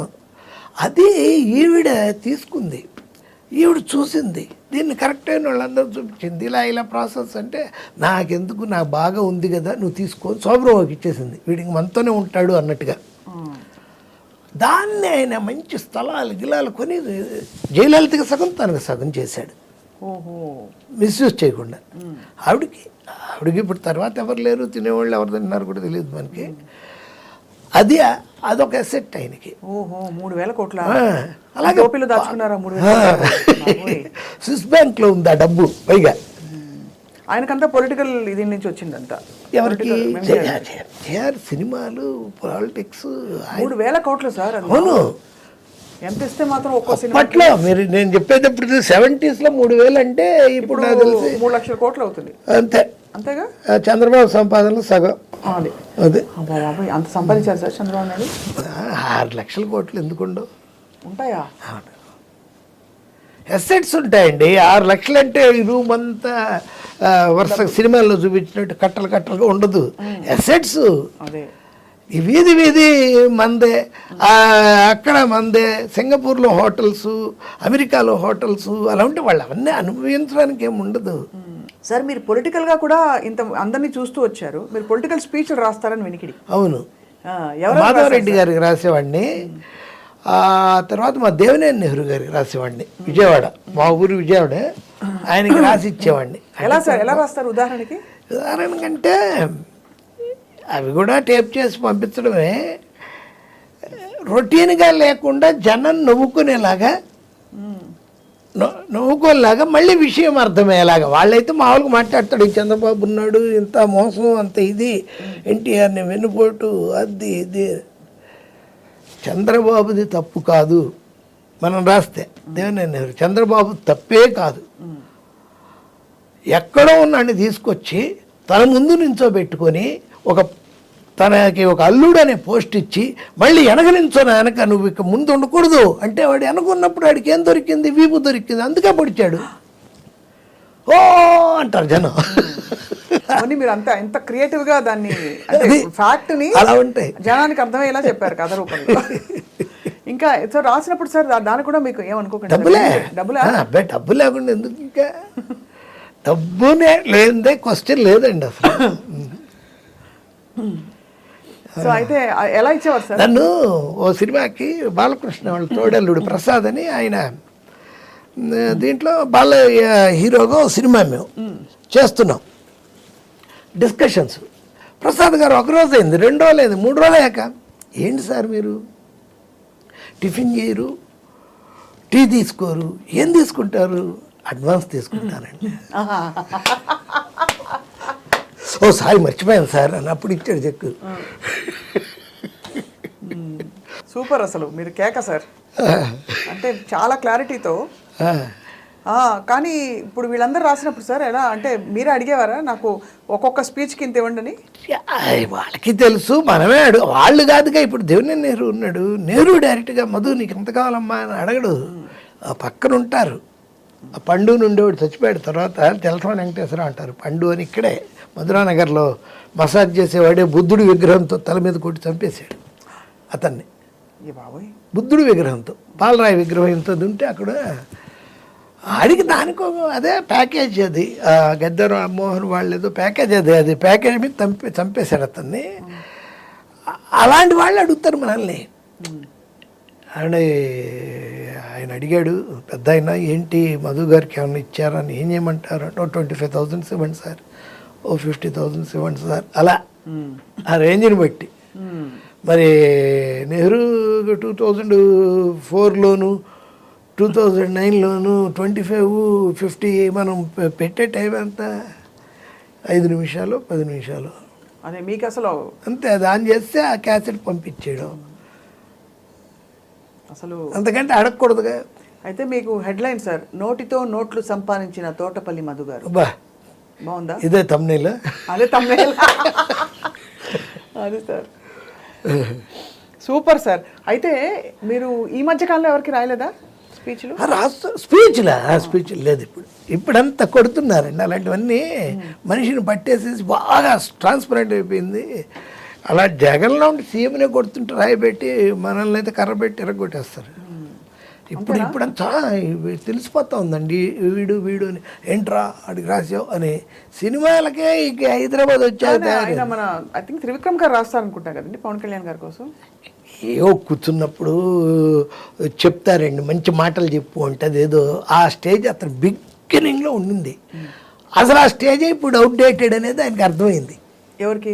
పవన్ కళ్యాణ్కి. ఏది మంచి మాట చెప్పి, చేతిలో దీపం లేదు, చుట్టూ అడవి, భయంకరమైన చీకటి, ఆ చీకట్లో ఒక్కడనే వెళ్తున్నాను, అవన్నీ ఎవడికారు బాలగంగాధర్ తిలక్ ఇదినే కదా అది. అది పోయి ఎవడికి ఆ మాటలు ఎక్కడ అందుతున్నాయి. ఇక నెక్స్ట్ అతను బూతులు మొదలెట్టాడు. అది ఇతను రాసేదే ఉంది, అతను నోటికి వచ్చి చెప్పేదేగా. ఏముంది అతనిది ఏకైక ఎజెండా జగన్ని తిట్టడం, ఎందుకో తెలీదు, అంతకంటే ఏముంది దానికి. మెయిన్ రాసేది ఉంది ఆ తిట్లు. ఒకవేళ ఆయన చెబుతుంటే మనం రాసుకోవచ్చు, ఇంకంతే. అంతే, ఆ తిట్లు ఆయన ఏముంది పెద్ద. ఈ రోజున ఇప్పుడు మరీ అన్యాయంగా ఉంది పాలిటిక్స్ కదా. మనం రాసి ఇది కొంచెమన్నా న్యాయంగా ఉన్నప్పుడు నేను రాశాను. ఏమిటి జనం ఆకాశం చిల్లు పడిందా, భూమి దద్దలైందని రామారావు గారికి 40 రోజులు రాసిచ్చారు. ఆ జనాన్ని ఇప్పుడు తీసుకొస్తున్నారా బాబు బస్సులో అంటున్నారు జనం. అంతేగా, ఇంక ఈడు రాసేదే ఉంది, ఈడు చెప్పేదే ఉంది, అవన్నీ అవుట్డేటెడ్ అయిపోయింది. కరెక్ట్గా. ఒకప్పుడు ఏంటంటే బాగా టాటాలు బిర్లాలు నేషనల్ వైడ్గా, స్టేట్లో కూడా శ్రీశ్రాజులు వాళ్ళు వీళ్ళు రామోజీరావులు తర్వాత వాళ్ళు డబ్బులు పెడితే వీళ్ళు నాయకులుగా నిలబడి, కొంచెం విషయం ఉన్నోళ్ళు నిలబడి గెలిచేవాళ్ళు. బ్రహ్మాండం ఇచ్చారు వాళ్ళు, వీళ్ళు ఏదో ఆ రోడ్డు కాంట్రాక్ట్లు అవి ఇవి పంచుకునేవాళ్ళు. ఆ తర్వాత ఏమైంది, అసలు వీడు నిలబడడానికి నేను డబ్బిచ్చి వీడు గెలిచి నాకు ఇచ్చేదేంటి, నేనే నిలబడతాను. సుజనా చౌదరి, సీఎం రమేష్లు లాంటి వాళ్ళు బాగా డబ్బున్నాళ్ళు వాళ్ళే నిలబడడం మొదలుపెట్టారు. వాళ్ళే నిలబడడం మొదలుపెట్టాక ఈ ఓట్లు వేసేవాళ్ళు, ఈయన కొడుకులు పెద్ద ఇది అయ్యి మాకు రేపిస్తారా, ఎందుకు మనమే నిలబడదాం అని ఒక 10 మందిని కొట్టి జైలుకి వెళ్ళి బయటికి బెయిల్ తీసుకొని వచ్చేటప్పుడు దండలు గండలు వేసుకొని వాళ్ళందరూ అన్నా జిందాబాద్ జిందాబాద్ అని ఆ రౌడీలు గుండలే నిలబడుతున్నారు. ఇక సపరేట్ అయిపోయింది పాలిటిక్స్. అది కూడా ఎడ్యుకేషన్ లాగా, ఒక డాక్టరు, ఒక ఇంజనీరు, పొలిటీషియను, అదొక జాబు. నేను ఆ తర్వాత మా అబ్బాయి, అదే బెటరు అని. అవును, ఉద్యోగం. ఎందుకు ఇది కదా సార్, అన్ని రంగాలు మీరు చదివేశారు కదా. అడిగిందని చెప్తున్నాను అంతే. కానీ అన్నిటినీ చదివేసి మీరు దానికి ఒక అభిప్రాయం ఫామ్ చేసుకునే అంత చూసారంటే చాలా చూసినట్టు. అంటే విషయం ఏంటో పసిగట్టేశారు మీరు, అంటే ఏం జరుగుతుందని. మరి మీ జీవితం గురించి మీరు ఎప్పుడైనా ఆలోచిస్తారా? అసలు ఆలోచించరా? పని కాకుండా అలాగా నాకు ఇది కావాలి ఉంటాయి కదా సార్, ప్రతి వాళ్ళకి ఒక లక్ష్యమో, ఒక కోరికో, ఒక ఇల్లు కట్టుకోవాలి, పెద్ద కారు కావాలి, నాకు ఫలానా బ్రాండ్ కారు ఉంది, ఇల్లు ఉంది, నాకు 2 పిల్లలు. మా బాబు యుఎస్లో ఉన్నాడు, అక్కడ బ్రహ్మాండమైన కంప్యూటర్ టెక్కీగా చేస్తున్నాడు. సినిమా వాళ్ళకి శాపం ఏంటంటే, నాకు మొదటి నుంచి నాకు తెలుసు, వాడు బ్రహ్మాండం గెలుగుతుంటాడు, దాసనారాయణరావు అంటాడు, అదంటాడు, ఇదంటాడు, రాఘవేంద్రరావు అంటాడు. అది పిల్లలు చూస్తే ఏం చేస్తున్నాడంటే, మనం సినిమా డైరెక్షన్ చేసేయండి, ఇంకా రిలీజ్ అవ్వలేదు అన్నాం, పూరి జగన్నాథ్ దగ్గర అసిస్టెంట్గా పెట్టారండి అన్నాం. అంతకంటే నాశనం చేయడం అనేది ఇంకోటి ఉండదు. నేను ఎప్పుడు చెప్తుంటా, నువ్వు పేదవాడిగా పుట్టడం తప్పు కాదు, అది మీ తల్లిదండ్రులు అలా జరిగింది. నువ్వు పేదవాడిగా చచ్చిపోతే మాత్రం నీ తప్పేది. నువ్వు ఖచ్చితంగా సంపాదించాలి, నెక్స్ట్ లెవెల్కి ఉండాలి. మా బాబు హ్యాపీగా చదువుకున్నాడు. నా లైఫ్లో అచీవ్మెంట్ అంటే అంతే, మా బాబు అమెరికా వెళ్ళడం నా అచీవ్మెంట్. రెండే, షిరిడి సాయి మా రాయగలడం, మా బాబు అమెరికా వెళ్ళడం. అంతకంటే నేను సాధించింది ఏం లేదు. అంత చాలు నాకు, అంతకంటే ఏముంటుంది. ఇలాగే వెళ్తుంటుంది యాక్టింగు, ఇలాంటి ఇంటర్వ్యూస్. స్వప్న గారు లాంటి గ్రేటెస్ట్ పర్సనాలిటీ మీరు చెప్తుంటే అసలు మాకు మేము ఇలా అంటే అడగడానికి కూడా ఏం లేదు. ఇంతసేపు అంటే అడుగుతున్నానా, మీరు చెప్తుంటే ఆ సన్నివేశంలోకి వెళ్ళిపోతున్నాం మేమే చూస్తున్నట్టుగా. అంత మీరు అంత అంత స్పష్టంగా వివరించి చెప్తున్నారు. అది మీ టాలెంట్ ఆబ్వియస్లీ, అందుకే మీరు ఇంత స్టేజ్లో ఉన్నారు సార్. వాణిశ్రీ గారు ఎప్పుడంతా ఉండేవాళ్ళు, మీరు ఏం మాట్లాడినా అసలు అలా ఇది విజువల్ వచ్చేస్తుందండి. మీ ఐలాషెస్ భలే ఉంటాయి, పెద్దగా మేము పెట్టుకుంటాం ఐలాషెస్ అనేది ఆవిడ. సార్ మీరు ఎవరిని ప్రేమించలేదు సార్ ఇండస్ట్రీలో? అంటే 19 ఏళ్ళకి వచ్చారు కదా ఇండస్ట్రీకి. అవును, ఉన్నాయి అప్పుడు ఉండింది అఫైర్లు. ఒక నేను ఆవిడ వాణి విశ్వనాథ్ గారు పెళ్లి చేసుకుందాం అనుకొని భలే దంపతులు అప్పుడు దీనికి కూడా వెళ్ళిపోయాం. ఏది వాళ్ళ కేరళలో గురువాయూర్ పెళ్లి చేసేసుకుందాం అన్నప్పటికీ 1 ఇయర్గా ఉంటున్నాం, తిరుగుతున్నాం అని. మొదట్లో బాగానే అంత హ్యాపీగా ఉంది.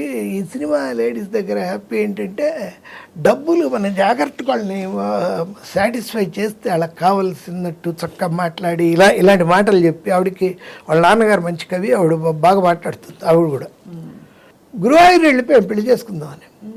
గుడి తెరవల ఏంటంటే ఆ రోజు సూర్యగ్రహణం, వెనక్కి వచ్చేసాం. గుడి లేదుగా, అందుకని చేసుకోవాలి. అలా ఇంకో 2 అలాంటివి ఉంటే అక్కడ దాకా వెళ్ళి ఇంకా అయిపోయింది అనుకుంటే అవదు. దానికి మీరు ఏమన్నా ఎందుకు అవ్వలేదని ఆలోచించారా? ఆలోచిస్తే ఇన్ని సినిమాలు రాయలేం, అంత ఆలోచిస్తే. తనతో వెళ్ళాం ఆ రోజు. అంటే బాధపడరా అయ్యో కాలేదే అని? ఆ బాధపడ్డమేగా.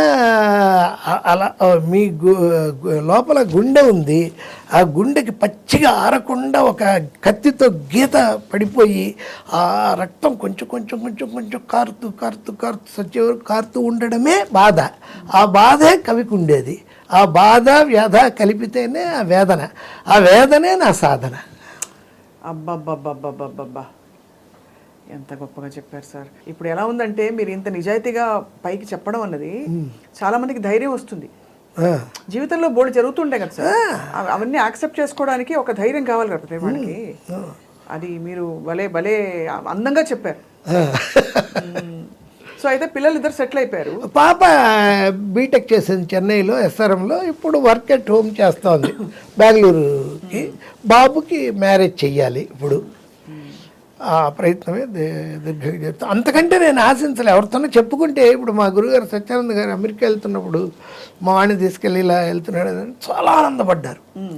చాలా గొప్ప పని చేసేవయ్యా, మన సినిమా వాళ్ళంతా అసిస్టెంట్ డైరెక్టర్లుగా వాడిని కెమెరా డిపార్ట్మెంట్లో చేర్పించి చాలా మంది సార్ అంటే స్ట్రగ్లింగ్ స్టేజ్ తయారైపోతారు. ఎందుకు అలాగా? చదువు లేకుండా మనదే అది. మా ఇంట్లో సినిమా ఒక్క షీల్డ్ ఉండదు. మెడ్రాస్లో నాకు ఇంకో ఇల్లుంది, అక్కడే కొన్ని రోజుల నుంచి అక్కడే అన్నీ రాజబహాదర్ అని ఉన్నాడు అక్కడ. ఎవడైతే షీల్డ్ తయారు చేశారో వాడికే ఇచ్చేసి ఏవో డబ్బులు వస్తూ తీసేసుకున్నాను. ఒక్క సినిమా వాతావరణం అనేది ఉండదండి, అసలు ఉండదు. ఒకే ఒక ఫోటో ఉంటుంది మా ఇంట్లో. శివాజీ గణేశన్ బంగారు కుటుంబం సినిమాకి నాకు అవార్డు ఇచ్చేది. నాకు ఇష్టం శివాజీ అంటే, అంతే తప్ప సినిమా అనేది లేదండి. ఇది కేవలం మీకు ఒక వృత్తి, ప్రవృత్తి, అన్నీ కూడా అన్నీ ఇదే. ప్రాణం తీసే విషయం అన్ని సినిమానే. కష్టాలు బాధలు మీరు సినిమా కష్టాలు చూడలేదు, చూసినా వాటిని దులుపుకుపోయారు. చూడలేదు. సినిమా కష్టాలు ఏముంటే ఎందుకు. 82లో బాలచందర్ రమ్మంటే వెళ్ళాను నేను విజయవాడ నుంచి ఎస్ఆర్ఆర్లో చదువుకొని. అసలు మా లెక్చరర్లే ఎలా ఉండేదంటే, నాకు నిన్న లెసన్ చెప్తే మరుసటి రోజు ఇది ఈరోజు లెసన్ చెప్పండి, ఎకనామిక్స్ ఆప్టిమమ్ థియరీ ఏంటి మాల్తూజియన్ థియరీ చెప్పండి అని. నెక్స్ట్ నువ్వు వద్దులు, నువ్వు ఎలాగో సినిమాకి వెళ్తావుగా. నెక్స్ట్ లెక్చరర్లే నన్ను అడిగేవాళ్ళు కాదు. ఇది విధి రాసిన రాతే. అంతే. వాళ్ళు కాలేజీ డేస్లోనే ఇంకా అలా అంటే ఏంటి, ప్రిన్సిపాల్ రూమ్కి వెళ్తే డ్రామాలో వేసేవాడి. ఏదైనా గొడవ వెళ్తే ఈయన హనుమారెడ్డి గారిని ప్రిన్సిపాల్ ఉండేవాడు. ఆయన ఏమయ్యా చదువుకుంటేనే కదా రేపు బాగుపడతారు, అతనంటే అలాగ సినిమా ఫీల్డ్కి వదిలేసాయి ఏంటో అసలు ఇక వెళ్ళకపోతే కొడతారేమో అన్నట్టుగా వెళ్ళాల్సి వచ్చింది. ఎందుకురా ఇంకా ఇక్కడే తిరుగుతున్నా, మెడ్రాస్ ఎక్కువ బండి అని. అదే జీవితం ఇచ్చే ప్రోత్సాహం అది. అంతే. చిన్నప్పటి నుంచి ఎప్పుడు మా వాచ్మ్యాన్, కాలేజీలో వాచ్మ్యాన్ అడిగేవాడు నన్ను, ఏదో ఒక ఇంటర్ కాంపిటీషన్స్, బయట వేసే నాటకాలు, ఎప్పుడూ రిహార్సల్స్. రూమ్ నెంబర్ 23 అని SRNC గవర్నమెంట్ కాలేజీలో విజయవాడలో. అయ్యా సంవత్సరం పొడుగుతా ఎప్పుడు రిహార్సల్స్ చేస్తానే ఉంటారు, ఎప్పుడు చదువుకుంటారు, ఎట్టా బాగుపడతారా మీరు? ఇట్లా బాగుపడ్డారన్నమాట. అదే అంటే నువ్వు ఈ మాట అడిగా కదా రామయ్య, నీ ఆశీస్సులే నన్ను సినిమా వాడిని చేస్తుంది. ఏం సినిమాలయ్యా, పోస్టర్ గోడకు అతికేస్తున్నాడు, నిమిషాలు సింపేస్తున్నారు వాడు. అలా నా ఇదినే అది. మెడ్రాస్ వెళ్ళాను, వెళ్ళి బాలచంద్ర గౌడ్ని కలిశాను. ఆయన ఏదో ప్రాజెక్ట్ అన్నారు, వెళ్ళడం రావడం. ఆఫీస్కి వెళ్తే ఆ టైంలో ఉంటే భోజనం పెట్టేవాళ్ళు, మనకేమో ప్రెస్టేజ్ ఉంటుంది చదువుకున్న వాళ్ళం కాబట్టి వచ్చేసేవాళ్ళం. ఏం చేయాలో తెలియక పాండీ బజారుకి వస్తే మళ్ళీ నా రూమ్ అక్కడే పాండీ బజార్లోనే, రాజబహదూర్ స్ట్రీట్లోనే నా రూమ్. ఇక భోజనం 2 రోజులకు ఓ రోజుకు చేసేవాడిని. ఓ 2 ఏళ్ళు పడ్డాను అలా, 83 వరకు. బా ఏంట్రా బాబు అని. కొన్ని రోజులేమో మేనేజ్మెంట్ ఏంటంటే బూస్ట్ సీసా ఖాళీది ఉండేది, అది తీసుకొని శాంతభవన్కి వెళ్ళి 4 ఇడ్లీ కొని యువతలకు వచ్చి సాంబారు పొయ్యమనాలి. వాడితో చెప్పడం అనమాట, 4 ఇడ్లీ ఒక మసాలా దోశ అంటే దాన్ని నిండుగా పోసేవాడు. కొనింది 4 ఇడ్లీనే. అది పొద్దున్న 4 ఇడ్లీ తినేసి ఈ సాంబార్ ఉంచుకొని నైట్కి అంత అన్నం వండుకొని అది తిన్నాం. అవి చూశాను. ఒకరోజు డబ్బులే లేకపోతే ఈ బడ్డీ కొట్టు, కిళ్ళి కొట్లు ఉంటాయిగా, అక్కడ అరటిపండు తిని ఆ తొక్కలు పడేస్తారు.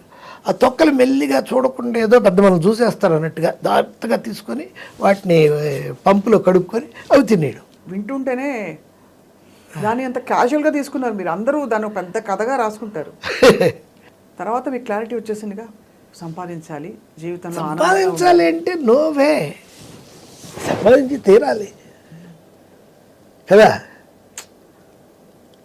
ఇది వెళ్తానే ఉంటుంది, అనంతం, ఇది ఆగదు. తెలిసితే మోక్షము, తెలియకున్న బంధము, అంతే. కలవంటిది బ్రతుకు ఘనునికిని ఘనునికిని. బాబా బాబా బాగుంది. అనయము సుఖమేడది, అవల దుఃఖమేడది, తనువుపై ఆశలేని తత్వమతికి. కొనిగితే పాపమేది, పుణ్యమేది కర్మమందు, మునరగ ఫలమొల్లని యోగికిని యోగికిని. సూపర్. నేను మీకు అన్నారు కాబట్టి మీరే సార్. మీరు అన్నారు కాబట్టి నేను చెప్తాను. మన్నెన్నెన్నో కలలు కన్నా నిన్న గూర్చి, మన్నెన్నెన్నో కలలు కన్నా నిన్న గూర్చి, నిన్న నిరాశతో నిట్టూర్చా బాధ నోర్చి. నిన్న నిరాశతో నిట్టూర్చా బాధ నోర్చి, నేడు నిన్నటి కంటే మిన్న నిరాశలో, తలుచుకుంటే హాయగుపించే నిన్నటిలో. నేడు నిన్నటి కంటే మిన్న నిరాశలో, తలుచుకుంటే హాయగుపించే నిన్నటిలో. రేపు రేపు కోసం ఎదురు చూసే ఓర్పు నాకుంది, రేపు కోసం ఎదురు చూసే ఓర్పు నాకుంది, రేపు నిన్నైనప్పుడు సుఖము నిట్టూర్పులో ఉంది. అబ్బా, బ్రతుకు బాధగా, వ్యధగా, కన్నీటి కథగా, కష్టాల్లో మునిగి లేస్తూ మునిగిపోతున్న సంద్ర గమనంగా, అత్యంత నిరాశగా, అంధకార బంధురంగా, అనుక్షణం చింతగా, అనాథగా సాగుతున్నదెందుకు, తెలియదెందుకు నాకెంత వెదకిన. ఇంత ప్రపంచం ఉంది మీ లోపల. బయటికి మాత్రం అసలు ఎక్కడ అంటే క్షమించాలి కానీ బండగా అన్ని ఏం లేదు, అంత హాయిగా సంపాదించడమే అని. కానీ ఇంత ప్రపంచం ఉంది సార్ మీరు. చెలియ నిన్ను చూసినంతనే వలపు నాలో నిండుగా పొంగినది గోదావరి వరదై నీదు ప్రేమకు సాక్షిగా కన్నులందు కళలు చూచి పెదవులందు హొయలు చూచి నడకలందు హొయలు చూచి ఎదను నీపై ఆశ నుంచి ఎదురుగా నా మనసు నుంచి ప్రేమించమని యాచించుచున్న ఆ ఆశతో జీవించుచున్న నీట ముంచిన పాల ముంచిన నీదే భారము సర్వము వెలుగు అగునో వేదనగునో నాదు జీవిత పర్వము. ఇవన్నీ ఎక్కడ రాశారు సార్ మీరు? అంటే సినిమాలో కదబ్బా, నేను రాసుకున్నవి కాలేజ్ డేస్ లో. అయితే సినిమాలో మీరు పాటలు ఎప్పుడు రాయలేదు? రాయలే, అవకాశం రాలేదు. బట్ మన డైలాగ్స్ పాటల్లో ఉంటాయి. అన్ని భాషల మీద పట్టు ఎలా వచ్చింది సార్ మీకు? మలయాళము, మలయాళం అన్నీ ఆల్మోస్ట్ మలయాళంలో అందరికీ తమిళ్ తెలుసండి.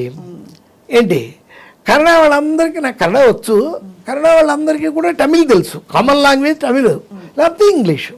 అలా చెప్పి మీరు ఎలాగో డిక్టేషనే కాబట్టి అంతే, డిక్టేషను, దానికి ట్రాన్స్లేటర్ ఉంటాడు అక్కడ ఆ లాంగ్వేజ్కి, వాడు చూసుకుంటాడు. సో భావం మీది చాలా అంతా, భావం భాష అన్ని. నేను స్క్రిప్ట్ రాస్తే ఈ స్వప్న గారు అంటే ఆ రెడ్ కలరు, ఆ దుపట్టా, ఆ ఇది హెయిర్ ఫాల్ చేసుకొని ఇది అవి కూడా రాస్తా. అలా ఒకవైపుకు ఉరికి కూర్చొని అలా చూస్తూ అంత డీటెయిల్గా ఉంటుంది. ఏ కలర్ డ్రెస్సు ఏం నాకు ఇక్కడి నుంచి హైదరాబాద్ నుంచి మెడ్రాస్ ఫోన్ చేసేవాళ్ళు కోదండరామరెడ్డి వాళ్ళు. First night scene sir, Nagma ఏ కలర్ చీర కడదాం అని చేసేవాడు. అంతే సిన్సియర్గా. నేను అన్ని సినిమాల్లో వైట్ కలర్ కడతారు సార్, గోల్డ్ కలర్ కట్టండి సార్, జాకెట్ మాత్రం బ్లాక్ దేయండి అని చెప్పేవాడిని. అంత కళాత్మకమైన అంత అది కూడా నన్ను ఆయన అడగడం ఓవరు, నేను చెప్పడం ఇంకా ఓవరు. దర్శకుల్లో మీ బెస్ట్ ఫ్రెండ్ ఎవరు చెప్పండి? బెస్ట్ ఫ్రెండ్, డబ్బులు ఇచ్చిన వాళ్ళని మాత్రం చెప్పకండి, అందరు డబ్బులు ఇచ్చారు. మీ బెస్ట్ ఫ్రెండ్ ఎవరు దర్శకులు అందరిలో మీకు బాగా దర్శకుల్లోరా అంటే కుదురుకున్న వ్యక్తి ఎవరు? దాసరి గారు. నా రేంజ్కి ఆయనే సరిపోతాడు. టక్కని నాకేం లేదు, ఇమ్మీడియట్గా నన్ను క్యాచ్ చేయగలగాలి అంటే ఆయనే. కోడి రామకృష్ణ నేను ఎక్కువ సినిమాలు రాశాను కాబట్టి 20 సినిమాలు రాశాను, తిరుగుతూ ఉండేవాళ్ళం. ఆయనంత మ్యానిపులేషన్. కోడి రామకృష్ణది నిజం కాదు, అబద్ధంలో బతికేవాడు ఎప్పుడు. టీ ఇలా తీసుకొని తాగుతూ ఉంటాడు, టీనో కాఫీనో. మనం వెళ్తాం, గురుజీ ఇప్పుడే మీరు రాలేదనుకున్నాండి, సార్కి కాఫీ ఒకటి తీసుకురండి. నేను కాఫీ తాగుతున్నాను గురూజీ. అది టీ. ఏమండి మీరు టీ తాగితే ఎందుకు, కాఫీ తాగితే ఎందుకు, విషం తాగితే ఎందుకు? నేను వెళ్ళిపోయా తాగండి, విషం అయితే మాత్రం నా మీద రాకుండా. ఎందుకు అంత దానికి కూడా అబద్ధం ఎందువల్ల? బట్ అంతే, ఆయన అన్నీ అబద్ధాలే. అంతే. టైటానిక్ సినిమాకి వెళ్ళడం చూసాం. గురూజీ నేను పార్కుల్లో ఉన్నప్పుడే రాశానండి, కాకపోతే నేనేం చేశాను, చిన్న పడవ పెట్టాను, వీళ్ళు పెద్దది పెట్టారండి. దేవదేవ, అబద్ధం అబద్ధం అబద్ధం అబద్ధం. అదొక క్యారెక్టర్, కంటిన్యూ అబద్ధం. మన కోదండరామరెడ్డి గారు గొప్ప. ఆయన అంటే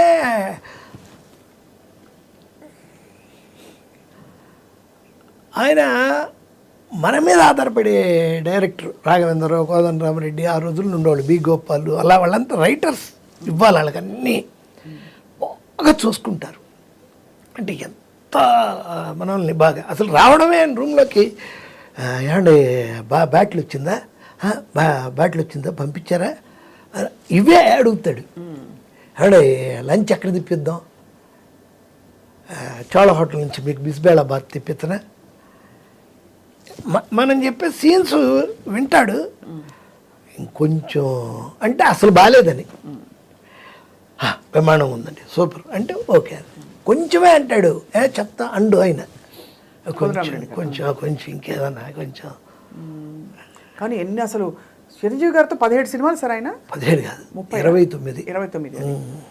మీ డైలాగులకి ఫుల్ జస్టిస్ చేసి, ఎందుకంటే ఒక్కొక్కరిది ఒక్కో తీరు. నాగార్జున గారిది నాగార్జున బాగా నన్ను ఏమంటాడంటే, మీ డైలాగ్ ఎంత పెద్దదైనా బాగా చెప్పేయచ్చు సార్, ఫ్లో ఉంటుంది, అది తడబడదు, అది చిరంజీవి గారు ఎవరైనా మనం ఎక్కడున్నా ఇప్పుడు మీతో డిస్కస్ చేస్తున్న మీరు ఎలా మెచ్చుకుంటున్నారో అలా మెచ్చుకోవడాలే. వెళ్ళడం మాట్లాడడం వాళ్ళు మెచ్చుకున్నాక వచ్చేయడం. ఏ సినిమా అయినా హీరోకి మధుగారే, అంతే కదా. ఏ బాబా పాట అదే, నా సాయినాథుడు పాండురంగడు బాబా. అంటే అసలు నా సినిమాలు అంటే చిత్రం బళారే విచిత్రం, అవి సరే, దేవాంతకుడు, అవన్నీ ఓకే. ఒక ఆర్డర్గా మనం చెప్పాలంటే ఫస్ట్ సినిమా దేవాంతకుడు, చిరంజీవి విజయశాంతి వాళ్ళిద్దరు. అదే టైంలో యాక్షన్ సినిమా రాస్తున్నప్పుడు స్టంట్ మాస్టర్ రాజు గారు నన్ను, సత్యారెడ్డిని ఒక ఆయన ఉండేవాళ్ళు, పుచ్చలపల్లి రామచంద్రారెడ్డి గారు అని టాప్ మోస్ట్ డాక్టర్ నెల్లూరులో, వాళ్ళ బ్రదరే పుచ్చలపల్లి సుందరయ్య గారు, ఆయనకి పరిచయం చేశారు. చిన్న కుర్రాడండి బలి రాస్తున్నాడని. ఒకే రోజు ఆయన 2 సినిమాలకి అడ్వాన్స్ ఇచ్చాడు. ఒకే రోజు 48 hours అని ఒక ఎడ్డీ మర్ఫీ సినిమా చూడమన్నాడు. చూసి ఇమ్మీడియట్గా కథ చెప్పా, దాన్ని ఎలా చేయొచ్చు. ఆయన నచ్చేసేసి మీకు 15,000 ఇస్తున్నాను, 30 ఇచ్చేస్తున్నాను, 2 సినిమాలు మీరే, ఇది అయ్యాక ఇంకోటి ఉంటుందని. ఆయన 48 hours డాకు అని తీసాం. ఆ తర్వాత 5 సినిమాలు రాసి ఆయనకి, భగవాను, వేగు చుక్క, బగడి చుక్క, దాగుడు మూతలు, ఏది రాసినా సరే ఒకటే కథ. ఆయన ఇంకొక కథ తీయడైన ఏది లాస్ట్ అండ్ ఫౌండ్, చిన్నప్పుడు తప్పిపోవడము, మధ్యలో తప్పిపోవడము, మళ్ళీ కలుసుకోవడం, బ్రదరు, అదే ఒకటే కదా. కొన్నిటికైతే మ్యూజిక్ సెట్టింగ్స్ పెట్టేసేవాడు బీజేపీలో, పెట్టి ఆ సాంగ్లు కథ చెప్పమనేవాడు. సీన్స్ కూడా అతను స్క్రిప్ట్గా విండు, మన స్క్రిప్ట్ పట్టుకొని ఉంటే ఒక్క నిమిషం అని ఒక సీన్ లాగుతాడు, ఇది చదువు అని చదువుతాం, చదువుతుంది టక్కని తీసి ఒక 5,000 రూపాయలు ఇస్తాడు, బాగుంది అని. ఆయన రెమ్యునరేషన్గా కొట్టడం ఉండేది, ఇలా బాగా వచ్చేవి. అందుకే ఆయన వస్తున్నాడంటే ఏం సీన్లు బాగున్నాయి అవన్నీ మొదట జాగ్రత్తగా పెట్టి అన్నిటికీ డబ్బులు వస్తాయిగా అలా తీసుకునేవాడిని.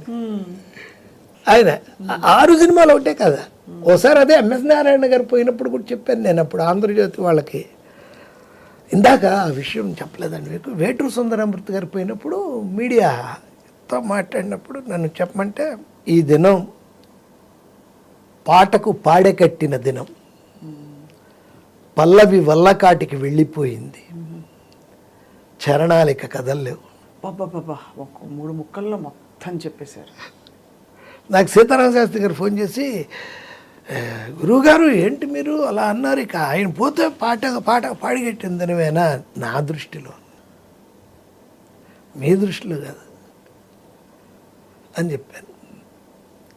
అలాగే ఆ దేవాంతకుడు అయిపోయాక డాకు అని, రే చుక్కని, అవన్నీ ఇవి నువ్వు రాసుకుంటూ ఉంటే ఎన్వి సుబ్బరాజు అని ప్రొడ్యూసర్ ఉండేవాళ్ళు. ఆయన పాపం యాక్షన్ సినిమాలు బాగా మినిమం బడ్జెట్, సెట్లో 2 కుర్చీలు ఉండేవి, ఒకటి ఆయనకి ఒక డైరెక్టర్కి. ఆర్టిస్టులు అందరూ నిలబడ్డమే, మేమైతే అసలు నిలబడ్డమే, ఆర్టిస్టులకి ఇంకెవరికి కుర్చీలు ఉండవు, 2 కుర్చీలండి. ఏంటి సార్ మేమందరం ఏం చేయాలి, మీ ఒళ్ళో కూర్చోవాలా అని అడిగేవాడిని నేను. 2 కుర్చీలు, అంత బడ్జెట్ ఉన్నాడు. డబ్బులు మాత్రం కరెక్ట్గా తీసేసుకొని గబగబా రాసి ఇచ్చేసారు. వృత్తిలో ఒక భాగంగా ట్రీట్ చేసి వెళ్ళిపోవడం. నాకేం లేదు, ఒక చోటుకి వెళ్తే మన దగ్గర కూడా వచ్చిన ఇప్పుడు కూడా వాళ్ళు ఇక బయటికి వెళ్ళకూడదు, మనం కన్ఫర్మ్ చేసేయాలి అంతే. అంటే మన రేటు మనం అడుగుతాం. 25 లక్షల నుంచి నేను స్క్రిప్ట్ రాయడానికి మొదలెడితే 5 లక్షలకైనా ఓకే చేసి పారేస్తాను. పని అయిపోవాలి, ఆడ వెనక్కి వెళ్ళకూడదు. యాక్టింగ్ కూడా అంతే, డైలీ 75 తీసుకుంటానండి సార్, కొంచెం 60 నేనే, వాళ్ళు వెనక్కర్లా, రండి 2 రోజులు లాగా ఆలోచించుకొని రండి, అలాంటి ఉండవు. అప్పటికప్పుడు తెగిపోయి అడ్వాన్స్ ఇచ్చేసేయాలి. ఆడు గుమ్మం దాటి వెళ్ళకూడదు, ఇంకా ఫోన్లో మాట్లాడంటే పడిపోవాలి అకౌంట్లో, వదలకూడదు అంతే. మనకి డేట్ ఉండాలి అంతే, ఇచ్చేయడమే. చాలా క్లారిటీ అండ్ చాలా అట్లా అట్ ద సేమ్ టైం మీ ఆత్మాభిమానం ఎక్కడ మీరు అది దెబ్బతినకుండా కాపాడుకున్నారు. కాపాడుకుంటూ మీ ఎడ్యుకేషన్ ఒకటి, మీ వ్యక్తిత్వం ఒకటి, మీరు ఎక్కువ ఎక్కడికి వెళ్లకుండా కావాల్సిన పని ఏంటి చెప్పు అనే టైప్లో మీరు నడిపించారు సార్. అండ్ అందుకే మీకు అంత గౌరవం దక్కింది. ఆ రోజుల్లో మీరు ఒక ప్రపంచంలో వచ్చినప్పుడు మీ తోటి సహ రైటర్స్ కొంచెం సీనియర్లు ఉంటారు కదా, ఉన్నారు. ఈర్ష్యపడ్డారా? కొంచెం చూసుంటారు. ఈర్ష్య అంటే అదే. ఏముంటాయండి, అవి ఏముండవండి. ఉన్నా కానీ ఏముంటాయి, ఎదురుగా ఎవడు ఈర్చపడతారు ఎవరైనా. అంటే మీకు తర్వాత వెనుకటికి వస్తుంది కదా, ఇలా అన్నారు అలా అన్నారు, పట్టించుకో. అవి వినేవాడిని కదా. నా డైలాగే ఒకటి ఉంది, అసిస్టెంట్స్తో నా పక్కన డ్రైవర్తో నేను చెప్పేడేలా, నా గురించి ఎవరన్నా ఏదన్నా అన్నారని మీకు తెలిస్తే నాకు చెప్పొద్దు, నా వెనక, నా ముందంటే నేనే చెప్పుకుంటా, అంతే. క్లారిటీ.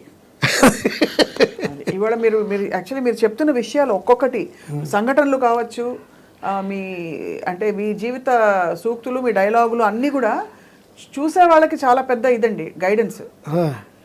ఎందుకంటే మీరు ఎలా బ్రతకచ్చో, ఎంత ప్రాక్టికల్గా ప్రాగ్మాటిక్గా ఉండొచ్చో కూడా మీరు చూపించారు. ఎక్కడ దేనికి స్పందించాలి, దేనికి అవసరం లేదని. అవును సార్, ఇప్పుడు యాక్టింగ్ అన్నది మీరు ఎంచుకుని వచ్చారా? అంటే మీరు అంతకుముందు మీ రంగస్థల అనుభవం వల్ల తర్వాత మీకు సినిమాల్లో తెరపై కనిపించే అవకాశమా, లేక ఎలా వచ్చింది అది? అంటేనండి, అదే ఇలా ఈ దేవంతుడు డాగురే చుక్క అని రాస్తున్న టైంలో నాకు వచ్చిన బ్రేక్ అది షిరిడి సాయిబాబా మహత్యం. కమర్షియల్ సినిమాలు అవుతున్నప్పుడు అది చేయగానే వేమన చరిత్ర అని ఆయనకే విజయ్ చంద్రకి, అది అయ్యాక ఆగిపోయిన సినిమా ఆత్రేయ గారు రాసి ఆగిపోయింది అయ్యప్ప స్వామి మహత్యం. అలా అలా వచ్చాయి నాకు. ఆ తర్వాత ఈయన మన కోటరామకృష్ణ, సోగ్గాడి కాపురం, భలే దంపతులు, రావు గారి ఇంట్లో రౌడీ, అంకుశం, వరుసగా ఉన్నాయి. 20 సినిమాలు రాశాను ఆయనకి. మొత్తం తెలుగు తమిళ పెద్దవిది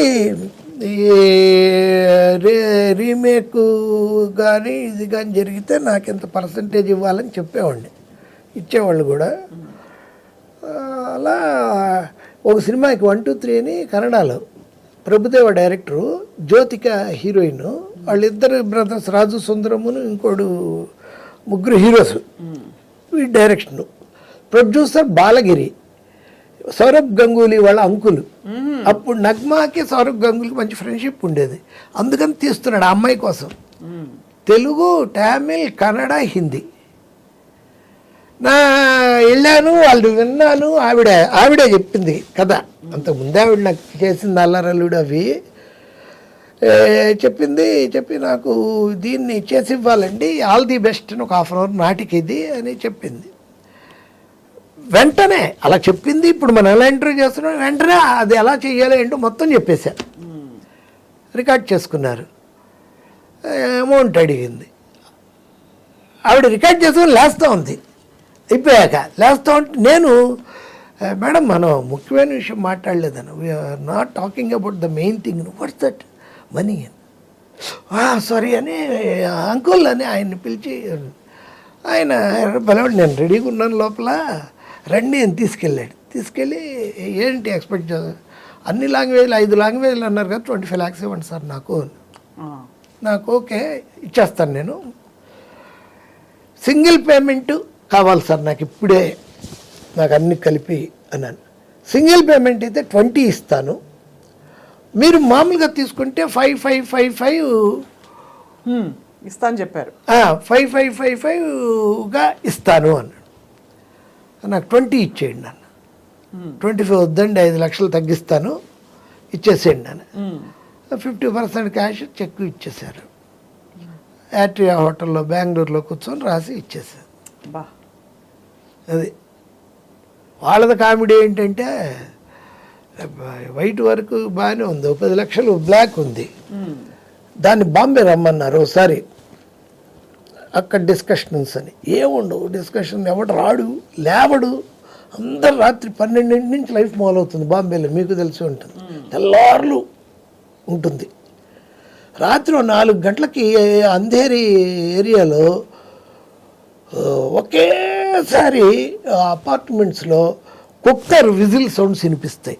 అప్పుడు అనవణుతున్నారు అనమాట, ఎర్లీ మార్నింగ్. అదో బాంబేనో చచ్చేవాళ్ళం. నితిన్తో కూడా అదే నాకు ప్రాబ్లం ఉండే, నితిన్ కపూర్. 1 గంటకి మేము సిట్టింగ్ అయిపోయి కలికాలం సినిమాకి, ఓకే సార్ ఇప్పుడైతే మనం 4 కలుద్దాం అని వెళ్తుంటే అతను ఎంట్రీ, గుడ్ మార్నింగ్ సార్ అని. ఏంటి మేము వెళ్ళిపోతుంటే మీరు అంటారు, మాకేమో ఆకలి, ఆయన మేము ఇప్పుడే తినేసి వచ్చాడు. వాళ్ళు బాంబేలో ఎంత ఘోరం అంటే ఎవరు వచ్చేవాళ్ళు కాదు, ఫోన్లోనే అన్నీ. సార్ మీకు మా డ్రైవర్ వచ్చి అమౌంట్ ఇచ్చేస్తాడు, ఫ్లైట్ టికెట్ ఇచ్చేస్తాడు, ఆ కార్లో మీరు దిగిపోండి అని. వస్తే వాడు ఒక 10 రూపీస్ ఇచ్చేవాడు, 10 రూపాయల నోటు. వాళ్ళు ఏంటండి అంటే, ఏం లేదు సార్, మీరు హైదరాబాద్ ఎయిర్పోర్ట్లో దిగ్గానే ఒకడు వస్తాడు మీ దగ్గరికి, ఈ 10 రూపాయలు ఇస్తే మీకు క్యాష్ 10 లక్షలు ఇచ్చేస్తాడు. ఇదేంట్రా బాబు, ఏదన్నా ఇరుక్కుంటామే ఏంటి గొడవ, ఇది హవాలా చేయిస్తున్నారే అని. అయినా తప్పదుగా ఓకే సార్ ఇక్కడ వస్తే నిజంగానే వచ్చేవాడు ఒకడు. వచ్చి నోట్ నెంబరు చెప్పేవాడు, చూసుకునేవాడు. 10 లక్షలు న్యూస్ పేపర్లో కట్టి ఇచ్చేవాడు. అటు తీసుకున్నాక కారు వాడు ఉండేవాడు రెడీగా. నాకేంటి భయం, మన కొడుకులు ఇలా ఇచ్చారంటే మళ్ళీ మనల్ని ఎక్కడికైనా తీసుకెళ్ళి వేసేస్తారా ఏంటి తెలియదు. అంటే స్మగ్లింగ్ చేసేసిన దీవార్లో అమితాబ్ బచ్చన్ లాగా ఏదో పెద్ద మనం స్మగ్లింగ్ చేసేస్తున్నామా ఏంటిది అర్థం కాదు. అది వీడిని ఇంటి దగ్గరికి వెళ్ళకూడదు, వీడితో పాటు మన ఇంటికి వెళ్ళకూడదని కావాలి అక్కడికి ఇక్కడికి వెళ్ళి ఒక చోట ఎక్కడో ఆపి ఏ నల్లకుంటో ఏదో అని వెళ్ళిపోమని ఈ సూట్ కేసు ఈ డబ్బు అంతా పెట్టుకొని వేరే ఆటో ఎక్కి ఇంటికి వెళ్ళేవాడిని. వీడికి మన ఇల్లు తెలియకూడదు, ఓవర్ యాక్షన్. అన్నీ చూసారు సార్ మీరు, అన్ని రసాలు, అడ్వెంచర్ రసం కూడా ఉంది కదా. అవును, భయం రావడం చాలా సహజం మనకి, మామూలు వాళ్ళకి. అవును, మనం ఎందుకంటే తెలియదు కదా సార్, తెలీదు ఏమిటి, ఎవరిని నమ్మచ్చు నమ్మకూడదు, ఏమవుతుందో తెలియదు కదా. అందులో మీరు కథకులు కాబట్టి మీకు మీ ఇమాజినేషన్లో ఏదైనా జరగచ్చు. అది అలాంటివి కూడా జరిగేవి వాళ్ళ సినిమాకి. వాళ్ళ నగ్మా సిస్టర్ ఉంది ఒక ఆవిడ సినిమాలు చేసింది కూడా. ఆవిడ ఇల్లు మీరు నమ్మరండి, కేబీఆర్ పార్క్ అంత ఇల్లు అండి. బయటికి దిగి రండి అని చెప్పి మేము మా కారు దిగ్గానే వాళ్ళ బ్యాటరీ కార్ వచ్చేది. లోపల కూర్చుంటే ఒక 5-6 కిలోమీటర్ల లోపలికి వెళ్ళి కేబీఆర్ పార్కే ఉండ చేసేసుకుంది ఆవిడ. గోల్డ్ గ్లాసుల్లో మనకి బాదం మిల్క్, గోల్డ్ బంగారం గ్లాసులు. ఏంట్రా బాబు, అలాంటివి కూడా చూసాం. అన్నిటికంటే గొప్ప విషయం సార్, మీరు మీ పరిధిలోనే, మీరు మీ ప్రపంచంలోనే ఉన్నారు, ఎక్కడికి మీరు you didn't get carried away. That is the great thing. అవును, అది గొప్ప విషయమే కదా. అది ఎంత గొప్ప విషయం. అవును, ఇన్ని జీవితాలు, ఇంతమంది జీవితాలు, ఇన్ని కథలు, ప్రేమ కథలు, ఇంకా మందు సర్వము చూసేసారు మీరు. సో కానీ అదే ఇప్పుడైతే మీకు ఫైనలీ మీరు ఇంకా ఏం కోరుకుంటున్నారు జీవితాన్ని? ఉన్నంత వరకు ఇలాగే వెళ్తా ఉండాలనే, బ్రతుకంతా ఇలాగే నిమిషం మాటలాగా సాగాలి, అంతేగా. మీకు పాట కాదు మాట.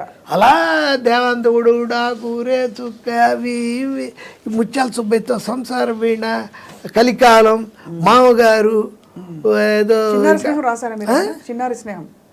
చిన్నారి స్నేహం కరెక్ట్ అండి. ఎలా చెప్పారు మీరు రాశారా? నేను కాదు రైటరు, నెల్లూరు వెళ్ళి రాశాను. దాంట్లో బ్యాక్గ్రౌండ్లో హీరోయిన్ సీతతో పాటు ఉండే అమ్మాయిల్లో ఒక అమ్మాయి హేమ అని ఆర్టిస్ట్ నెల్లూరులో. ఎందుకో చిన్నారి స్నేహం అంటే గుర్తొచ్చింది. అలా ముత్యాల సుబ్బయ్యకి ఒక 16 సినిమాలు రాశానండి. కోదండరామిరెడ్డి గారికి 5, ఏది ప్రెసిడెంట్ గారి పెళ్ళం, అల్లరల్లుడు, రాముడు వచ్చాడు, వాళ్ళ అబ్బాయి గొడవ అని ఒక సినిమా. డబ్బులు ఇవ్వాలి దానికైనా, అడగుడు పెద్ద జోకు. మీకు డబ్బులు ఇవ్వకుండా ఉన్నవాళ్ళు కూడా అదే అంతా అయిపోయింది. హోటల్లో 10 పళ్ళాల్లో ఏమండి అమౌంట్ ఏంటి అంటే, డబ్బులు కాండి, నేను ఊరికే అనుకున్నాను. ఊరికేనా? ఇంకా వేరే వ్యాపారం ఏముంది నాకు? అసలు ఉన్నా కూడా అది అలా ఊరికే అనుకోవడం ఏంటి? అంబానీ గారిలో బోల్డ్ వ్యాపారాలు అంటే మాత్రం ఈ ప్రతిభకి ఇవ్వద్దు. ఇవ్వాలి, అది నాకు అర్థం. ఏంటి మీరు ఊరికే అనుకున్నానండి, మా అబ్బాయి కదా అందుకని ఏమన్నా అలాంటివి చేయం కదా మనం హెల్ప్లో. సరే ఎంత ఇమ్మంటారు?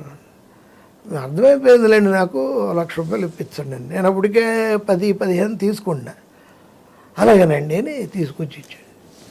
ఏడుస్తా ఆయన వెళ్ళిపోతున్నాడు. ఇంకా పాపం మంచి ఫ్రెండ్ నాకు. ఆయన కూడా ఫ్రెండ్షిప్ అనేది ఎవరితో లేదండి. నన్ను మీరు ఇందాక అడిగితే నాకు అదే అనిపించింది. అలా ఆ సినిమాలు, ఈ సినిమాలు, ఆ సినిమాలు అన్నీ కలిపి తెలుగు, తమిళ్, మలయాళం, కన్నడం 202 సినిమాలు అయ్యాయండి రైటర్గా. ఒక 55 సినిమాలు ఆర్టిస్ట్గా ఉంటాయి. ఆర్టిస్ట్గా ఫస్ట్ ఫిలిము ఈంది అతను ఎవరు, మోహన్ బాబు గారు. నేనే డైలాగ్స్ ఆ సినిమాకి, అల్లరి పోలీస్కి. ఆ సినిమా చదువుతూ ఉన్నప్పుడు అమరేష్ పూరి మాకు విలను.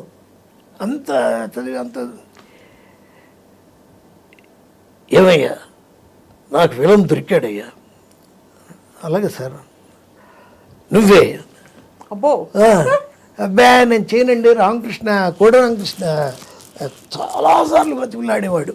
చేయమన్నారు. మళ్ళీ కోదండరామరెడ్డి గారు ప్రెసిడెంట్ గారు పెళ్ళం అల్లారల్లుడు వాటిలో చేయమని అడిగారు.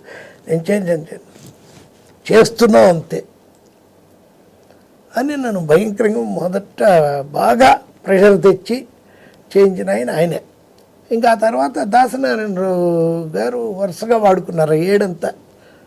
చచ్చిపోయాడు, ఇటు రైటింగ్స్ ఇటు యాక్టింగు బాగా అలా కొట్టాం. మధు గారు, మీరు అసలు మీ పొట్టలో ఎన్ని కథలు ఉన్నాయో. పొట్టలో ఉండవు, బ్రెయిన్లో ఉంటాయి.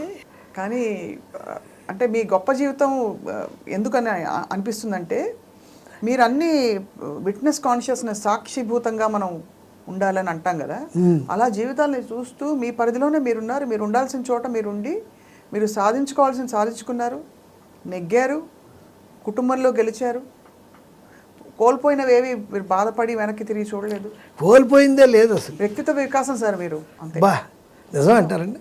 నిజమండి. ఎందుకంటే మీరు చూడండి, ఇప్పుడు అంటే మీరు చెప్పారు ఫలానా పెళ్లి చేసుకుందాం అనుకున్నాను, గుడి సోలార్ గ్రహణం ఉంది కాబట్టి ఇలా వాటిని ప్రశ్నించుకున్నారా అంటే అంత టైం లేదు నాకు, ప్రశ్నించుకుంటూ ఉంటే ఇవన్నీ రాయలేను అన్నారు. ఇవన్నీ గెలుపుకి కావాల్సిన విజయ రహస్యాలని మీరే పుస్తకం రాయాలి. గెలుపుకి కావాల్సిన విజయ రహస్యాలు నేనే. అంటే మీరే చాలా గ్రేట్ విషయం sir. You are the king maker. అయితే కింగ్ మేకర్ ఏం కదండి, సినిమా మేకర్. మీరు ఇందాక అన్నదానికి నాకు అదొక్కటి చెప్పి ఫినిష్ చేసేస్తాను నేను.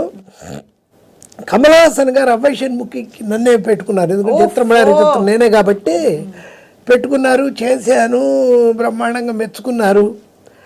అన్నీ వాళ్ళకి ఇచ్చిన థాట్ కూడా నేనే. ఎందుకంటే తెలుగులో చిత్రం నరేష్కి చేశాను, వాడు మన రాజేంద్ర ప్రసాద్ మేడం అని చేశాడు. మంచి మా కృష్ణా జిల్లాలో ఉంటారు ఆ సైజు వాళ్ళు, అలా ఉన్నాడు. మంచి ఆంటీలు కృష్ణా జిల్లాలో ఉంటారు బాగా. ఆ రేంజ్లో ఉన్నాడు. నేను అదే అన్నా, ఆ రేంజ్లో ఉన్న గురువు అని. ఏంటి ఈయన పిలిచినప్పుడు కమల్ నేను ఇచ్చిన వాళ్ళకి అద్భుతమైన పాయింట్ ఏంటంటే, వాళ్ళకి ఇచ్చింది ఫస్ట్ ఆయన నాకు చెప్పాడు. నేను ఇప్పుడు పండిట్ ఇంకా ఇప్పుడు దీన్ని తమిళ్లో మాట్లాడు, నాకు మీరు అలా చేశాడు నరేష్, ఇలా చేశాడు రాజేంద్ర ప్రసాద్, మనం అదే సార్ కథ అంతా వస్తూ ఉంది కానీ ఇది రావట్లేదు. మీరు ఫస్ట్ యంగ్ లేడీ వెయ్యొద్దు, మన మైలాపూర్ పట్టుమామిలాగా పెట్టండి. మీరు మీకు అప్పుడు దొరుకుతుందంటే షేక్ హ్యాండ్ ఇచ్చాడు లేచి, నాకు అయిపోయింది సార్ మీతో పని అని. ఆ థాట్ ఇచ్చింది నేను. అక్కడి నుంచే మొదలు. అది కూడా ఎలాగో వాళ్ళ ఆఫీసులో వాళ్ళ అమ్మగారు ఫోటో ఉంది, ఇతరులాగా ఉంది వాళ్ళ అమ్మ. చూసాను కొత్తగా అదొక్కటే మారాలి దాంట్లో. ఎందుకంటే వాళ్ళు మేము ఒకలాగా చేసాం, రాజేంద్ర ప్రసాద్ అదే, ఈయన కొత్తగా చేయాలంటే అదే ఇంకా అది మంచి బాగా లైక్ చేసి ఆయన బాగా డిస్కషను అదంతా జరిగితే ఒక మాట అది చెప్పడానికి వస్తున్నాను. సార్ మీకు ఇలాగే మన ఇద్దరు మాట్లాడాల, మీ పొజిషన్లో కమల్ హాసన్ గారు మాట్లాడారు, 1 గంటన్నర మాట్లాడుకుంటే, సార్ మీ ఫ్రెండ్స్ ఎవరు సార్ అన్నాడు. అంటే నేను ఏ సినిమా చేస్తే ఆ సినిమా డైరెక్టరు వాళ్ళే సార్, నాకంటూ ఫ్రెండ్స్ లేరు అసలు. మీరు 100% సినిమా పర్సన్ సార్, మీరు నాకు ఫ్రెండ్స్ లేరు. అంటే సినిమాయే ఫ్రెండ్ ఇంకా అంతే. అంతే, వృత్తే ప్రవృత్తి రెండూ ఒకటే అయినప్పుడు ఆనందం మీకు తెలుసు. అంటే you don't feel the need, అవసరం టైం లేదు, నాకు టైం ఉండదు, తీరిక ఉండదు. అభయ్ షణ్ముఖి చాలా గ్రేట్ ఫిల్మ్. అండ్ అసలు కమల్ హాసన్ ఆ థాటే నేను ఇచ్చింది. తర్వాత ఏవో 2-3 కామెడీ సీన్లు ఢిల్లీ గణేష్కి వాళ్ళకి దాంట్లో వర్కౌట్ చేశాను. కానీ ఆ థాటే నేను అనుకుంటూ వెళ్ళింది కూడా అదే. నేను జనరల్గా ఏంటంటే ఇప్పుడు కారు ఎక్కినప్పుడు సంజయ్ కిషోర్ గారిది మీది స్టార్ట్ అవుతుంది. స్వప్న గారు అని అడిగింది ఆ టర్నింగ్లోని యాంకర్ ఎవరు మీరేనా అని అంటే కాదండి స్వప్న. బా గ్రేట్ అన్నాను వెంటనే, మా బాబోయ్ అని. మామూలు మీరు ఇప్పుడు మేము సినిమాల్లో నెంబర్ 1, 2 మీరు ఇందాక చెప్పిన ప్రభాస్, అలాగో ఈ మీడియాలో Swapna is the first person and great person. అయ్యో సార్, టాప్. మీకు రాంది లేదు. మ్యూజిక్ సింగర్తో వీడి ఇంటర్వ్యూ అంటే డెఫినెట్గా పాటలు ఉంటాయిరా అనుకుంటాను నేను. ఏంటి తప్పకుండా పాట ఇష్టం సార్. అదే. కానీ మీరు అన్నట్టు చాలా మంది చెప్పకుండా దాటేస్తారు, కానీ వాళ్ళు మీరు చెప్పి దాటకుండా మాకు 3 విషయాలు చెప్పారు. చాలా మంది సింగర్లు చెప్పకుండా దాటేస్తారు సార్. అవునా? ఏ అంటే మరి గుర్తుండదో లేకపోతే ఇంకేం చెప్తానులే అనుకుంటారు, కానీ అన్నీ చాలా క్యాజువల్గా తేల్చేస్తారు. అవును. మీరు గొప్పగా వాళ్ళ విషయాలన్నీ చెప్పి మాకు ఆ కాలం విషయాలు తర్వాత తరాలకు ఎలా తెలుస్తాయంటే ఇలాగే. అవును సార్, నిజంగానే. సంజయ్ కిషోర్ గారి పుస్తకాలు, లేకపోతే ఆయన అద్భుతమైన ఫోటో బయోగ్రఫీసు, కథలు, ఇంకా బోల్డ్ అని రాసి ఆయన మొన్ననే నాకు సావిత్రి గారి కోసమే ఆయనకి ఫోన్ చేశాను. అప్పుడే మాట్లాడుకున్నాం. నాకు పంపించారు ఈ మన చాము గారి ఇది కొత్తగా వేయించుకున్నారు కదా బుక్.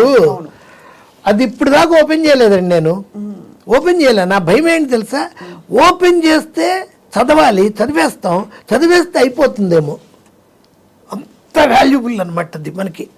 జాగ్రత్తగా మంచి రోజు చూసి చెయ్యాలి అని నేను. మీరు అనుకుంటున్నారు లైఫ్లో ఫస్ట్ టైం ఆపోజిట్ కూర్చున్న వాళ్ళు ఇంత పెద్దవాళ్ళ అనుకోవడానికి మీరే. అయ్యి బాబాయ్, ఇంకెవరిని నేను చూడాలి అంటే ఎవరెవరో చేసుంటారు నన్ను అంటే తక్కువ. అసలు నేను ఇంటర్వ్యూలు ఇవ్వను. దానికి కారణమైన ఒకటే డైలాగు, గురుగారు ఇలా మాది ఏదో ఏ ట్రీనో ఇంకో ఇదినో ఇంకో అడుగుతారు రకరకాల ఛానల్స్. పేమెంట్ ప్రోగ్రామే కదండి. అరే యజ్ఞమూర్తి నాకు అతను ఫోన్లో మంచి బేస్ వాయిస్లో పేమెంట్ ప్రోగ్రామ్, పేమెంటా వీటికి పేమెంట్ ఇస్తారా సార్ అన్నాడు. ఏంటి మీకు ఇవ్వట్లేదా? అయ్యో మాకంటే శాలరీ అండి. నాకు అదే మరి నా పనే ఇది కదా. కానీ స్వప్న గారు చేస్తున్నారంటే ఎందుకంటే నిన్నో మొన్నో షూటింగ్లో ఉంటూ జయసుధ గారు చేశాను అని చెప్పింది ఆవిడ. మీరు జయసుధ గారితో ఫుల్గా చూశాను. ఆవిడ చాలా కంఫర్టబుల్ అయిన ఇంటర్వ్యూ అది. నాకు అర్థమైపోయింది. ఆవిడ చాలా ఇన్హిబిషన్స్ ఉన్నాయి ఆవిడకి చాలా. అలాంటిది ఎంత ప్లెజెంట్గా మీతో ఎంత హాయిగా ఉండిందో. జయసుధ గారు అంటే నాకు చాలా అభిమానం సార్. ఆవిడ ఎందులో ఆవిడ వ్యక్తిగా, ఆవిడ స్త్రీగా, ఆవిడ అంటే జీవితాన్ని ఆవిడ స్వీకరించిన తీరు, కష్ట నష్టాలు, అప్స్ అండ్ డౌన్స్ నాకు చాలా ఇష్టం. నాకు ఒక ప్రొటెక్టివ్ ఫీలింగ్ వస్తుంది ఆవిడ చూసినప్పుడు. ఆవిడని అయ్యో జాగ్రత్త కాపాడుకోవాలని. అంటే నాకు ఆవిడకి ఏం అనుబంధం లేదు, పెద్ద పరిచయం కూడా లేదు. చూసినప్పుడు కొన్ని భావాలు కలుగుతాయి. ఆవిడ తక్కువ ఆవిడ మాత్రం కాదు. ఇప్పుడు నేను చెప్పినవన్నీ కూడా ఇంటూ 1000 వేసుకోవాలి. ఆ కమర్షియల్ పాయింట్స్ అన్నీ ఆవిడతో. డబ్బులు అయ్యో. రిక్షావాడి సినిమాకి మదర్ క్యారెక్టర్ ఎవరు చిరంజీవి ఫ్లాష్ బ్యాక్లో అని అనుకున్నప్పుడు నేను జయసూద్ అంటే క్రాంతి కుమార్ గారు చెప్పారు, ఏంటి జయసూద అది చేయదు అసలు, నాకు తెలీదా, నేను చేయిస్తాను, మంచి రెమ్యునరేషన్ ఇస్తారు చెప్పండి, మీరు చేయించండి చూస్తాను. మీనా కుమార్ ఇలాగ హిందీ మీనా కుమార్ ఇలాగ ఆఫ్ షేడ్స్ మేము అనుకుంది కోదండరామరెడ్డి డైరెక్టర్, అక్కడే చచ్చిపోయింది ఆ సినిమా. ఆఫ్ షేడ్స్ లైట్ అలా పెట్టి చెయ్యాలని చెప్పి వెళ్ళి ఇవిడికి నేనే చెప్పాను, ఏమండి ఇలా అయితే అలా నేను ఎందుకు చేయాలి ఏంటి 15 లక్షలు ఇప్పిస్తాను అబ్బా 5 రోజులు. ఏమండి మీరు అంటారు కానీ క్రాంతి గారు ఎందుకు ఇస్తాను నాకు తెలియదు. ఏమండి నేను ఎన్ని చేశాను, 5 సినిమాలు చేస్తే ₹1,00,000 ఇవ్వలేదు నాకు, ఇవ్వడు, నేను ఇప్పించాక మీరు చేయండి. వెంటనే క్రాంతి గారికి ఫోన్ చేసి ఇలా మాట్లాడాను, ఓకే అన్నారు. అంటే ఆవిడతో కూడా మాట్లాడి 15 ఇస్తున్నారు కదా నిజంగా. వెంటనే నేను తీసుకొని ఏమండి 15 ఇస్తేనే చెయ్యండి అని చెప్పేశానండి ఆవిడకి. ఇచ్చేసాడు 15 lakhs. అంటే డబ్బు చాలా అసలు ఆవిడ. నేను నూతన్ ప్రసాద్ నన్ను పిలిచి ఒకసారి ఏదో అర్జెంట్గా ఇంటికి రండి ఒకసారి నాకు చెన్నైలో మాదొక సిట్టింగ్ జరుగుతోంది. ఫస్ట్ వైఫ్స్ క్లబ్ అని ఒక ఇంగ్లీష్ పిక్చర్ చూసి వీడికి ఆ పిక్చర్ బాగుంది సినిమాలు. ఒక కథను అత్త తయారు చేస్తున్నారు ఫస్ట్ వైఫ్స్ క్లబ్ అని. ఆవిడ డిస్కషన్కి వెళ్తూ ఉంటే ఈయన పిలిచారు మన నూతన్ ప్రసాద్ చెన్నైలో. వెళ్ళాను. నేను ఇలా నూతన భారతీయని పెడుతున్నాను, అతనికి అప్పటికే కాళ్ళు దెబ్బతిన్నాయి, పెడుతున్నాను, డొనేషన్ ఫస్ట్ నిన్నే అడగాలని, ఇదిగో పుస్తకం అని నీ పేరు రాశాను, ఏదన్నా ఇవ్వు తమ్ముడో అన్నాడు. నేను ఒక 10,000 ఇస్తానండి. థ్యాంక్స్ అమ్మా అన్నాడు. వెంటనే నేను కారు ఎక్కి ఆవిడ ఇంటికి వెళ్ళకుండా మళ్ళీ ఇంటికి వెళ్ళి 10,000 రూపాయలు డబ్బు తీసుకొచ్చి ఈయనకి ఇచ్చేసి, ఎందుకంటే మళ్ళీ మనం మిస్ అవుతామండి, ఆలోచనలు 2-3 వచ్చేస్తాయి నాకు, ఎంత ఇవ్వాలి, ఎందుకు ఇవ్వాలి, ఏంటి అనేది చెప్పి అందుకు ఇచ్చేస్తున్నాను. ఇచ్చేసాను. ఇచ్చి జేసు గారి దగ్గరికి వెళ్ళి సారీ అండి హాఫ్ అన్ అవర్ లేట్ అయిందండి. ఎక్కడికి వెళ్ళారు మధ్యలో? ఇలా నూతన్ ప్రసాద్ గారు ఇలా పెట్టారు 10,000. ఏమండి మీకు ఏమన్నా అసలు కామన్ సెన్స్ ఉందా? ఆవిడ అడిగింది బాగా క్లోజ్. ఏమన్నా కామన్ సెన్స్ ఉందా? నూతన్ ప్రసాద్ అని అడుక్కుతున్నాడా? మన డైరెక్టర్ శంకర్కి ఆ ఇల్లు 3.5 కోట్లకు అమ్మాడు మొన్ననే 10 రోజుల క్రితం. సరైన వాళ్ళకి ఇవ్వాలి కానీ అలాంటి వాళ్ళకి అండి ఇచ్చేది అంటే అడిగాడు. నేను తర్వాత ఫూల్ అయ్యానని. నిజమే కదా, అంత వాడికి ఇవ్వడం ఏంటి, మనమే తప్పు చేసేవే అనిపించింది మనసులో బాగా. ఇంకా అన్నారు ఆవిడ 2-3 మాటలు, మీరు అలా ఇవ్వకూడదు అంటే ఆఖరికి నేనే జోకేసా. అంటే ఇప్పుడు ఆయనకి ఇవ్వకూడదు మీకు ఇవ్వాలంటారా ఏంటి అని. వాళ్ళు బాగా చూసుకునేవాళ్ళు నన్నప్పుడు, భార్యాభర్త ఇద్దరు కూడా. వాళ్ళ ఇంట్లో ఆ ఈవినింగ్స్ సవేరా పూల్ సైడ్ కూర్చోవడం, రాత్రి 9ంటికి వెళ్తే అప్పుడు వాళ్ళకి అప్పుడేగా తెల్లారేది, అప్పుడే వాళ్ళు నిద్రపోయి లేచి స్నానం చేసి వస్తారు రాత్రి 9ంటికి. బాంబే స్టైల్ లైఫ్ కదా. మనమేమో వాళ్ళకి చేసి వీళ్ళకి చేసి ఎప్పుడు హోటల్కి వెళ్ళి స్నానం చేసి డ్రెస్ మార్చుకొని అప్పుడు మనం అదే ఆ నాటికి ఏది అదేంటండి రామోజీరావు గారు 1996లో పెట్టారు కదా ఛానల్ ఈటీవీ. దానికి ఫస్ట్ సీరియల్ మాదే, శాంతినికేతన్. గుర్తుంది. డైరెక్టర్ పేరు జయసుధ.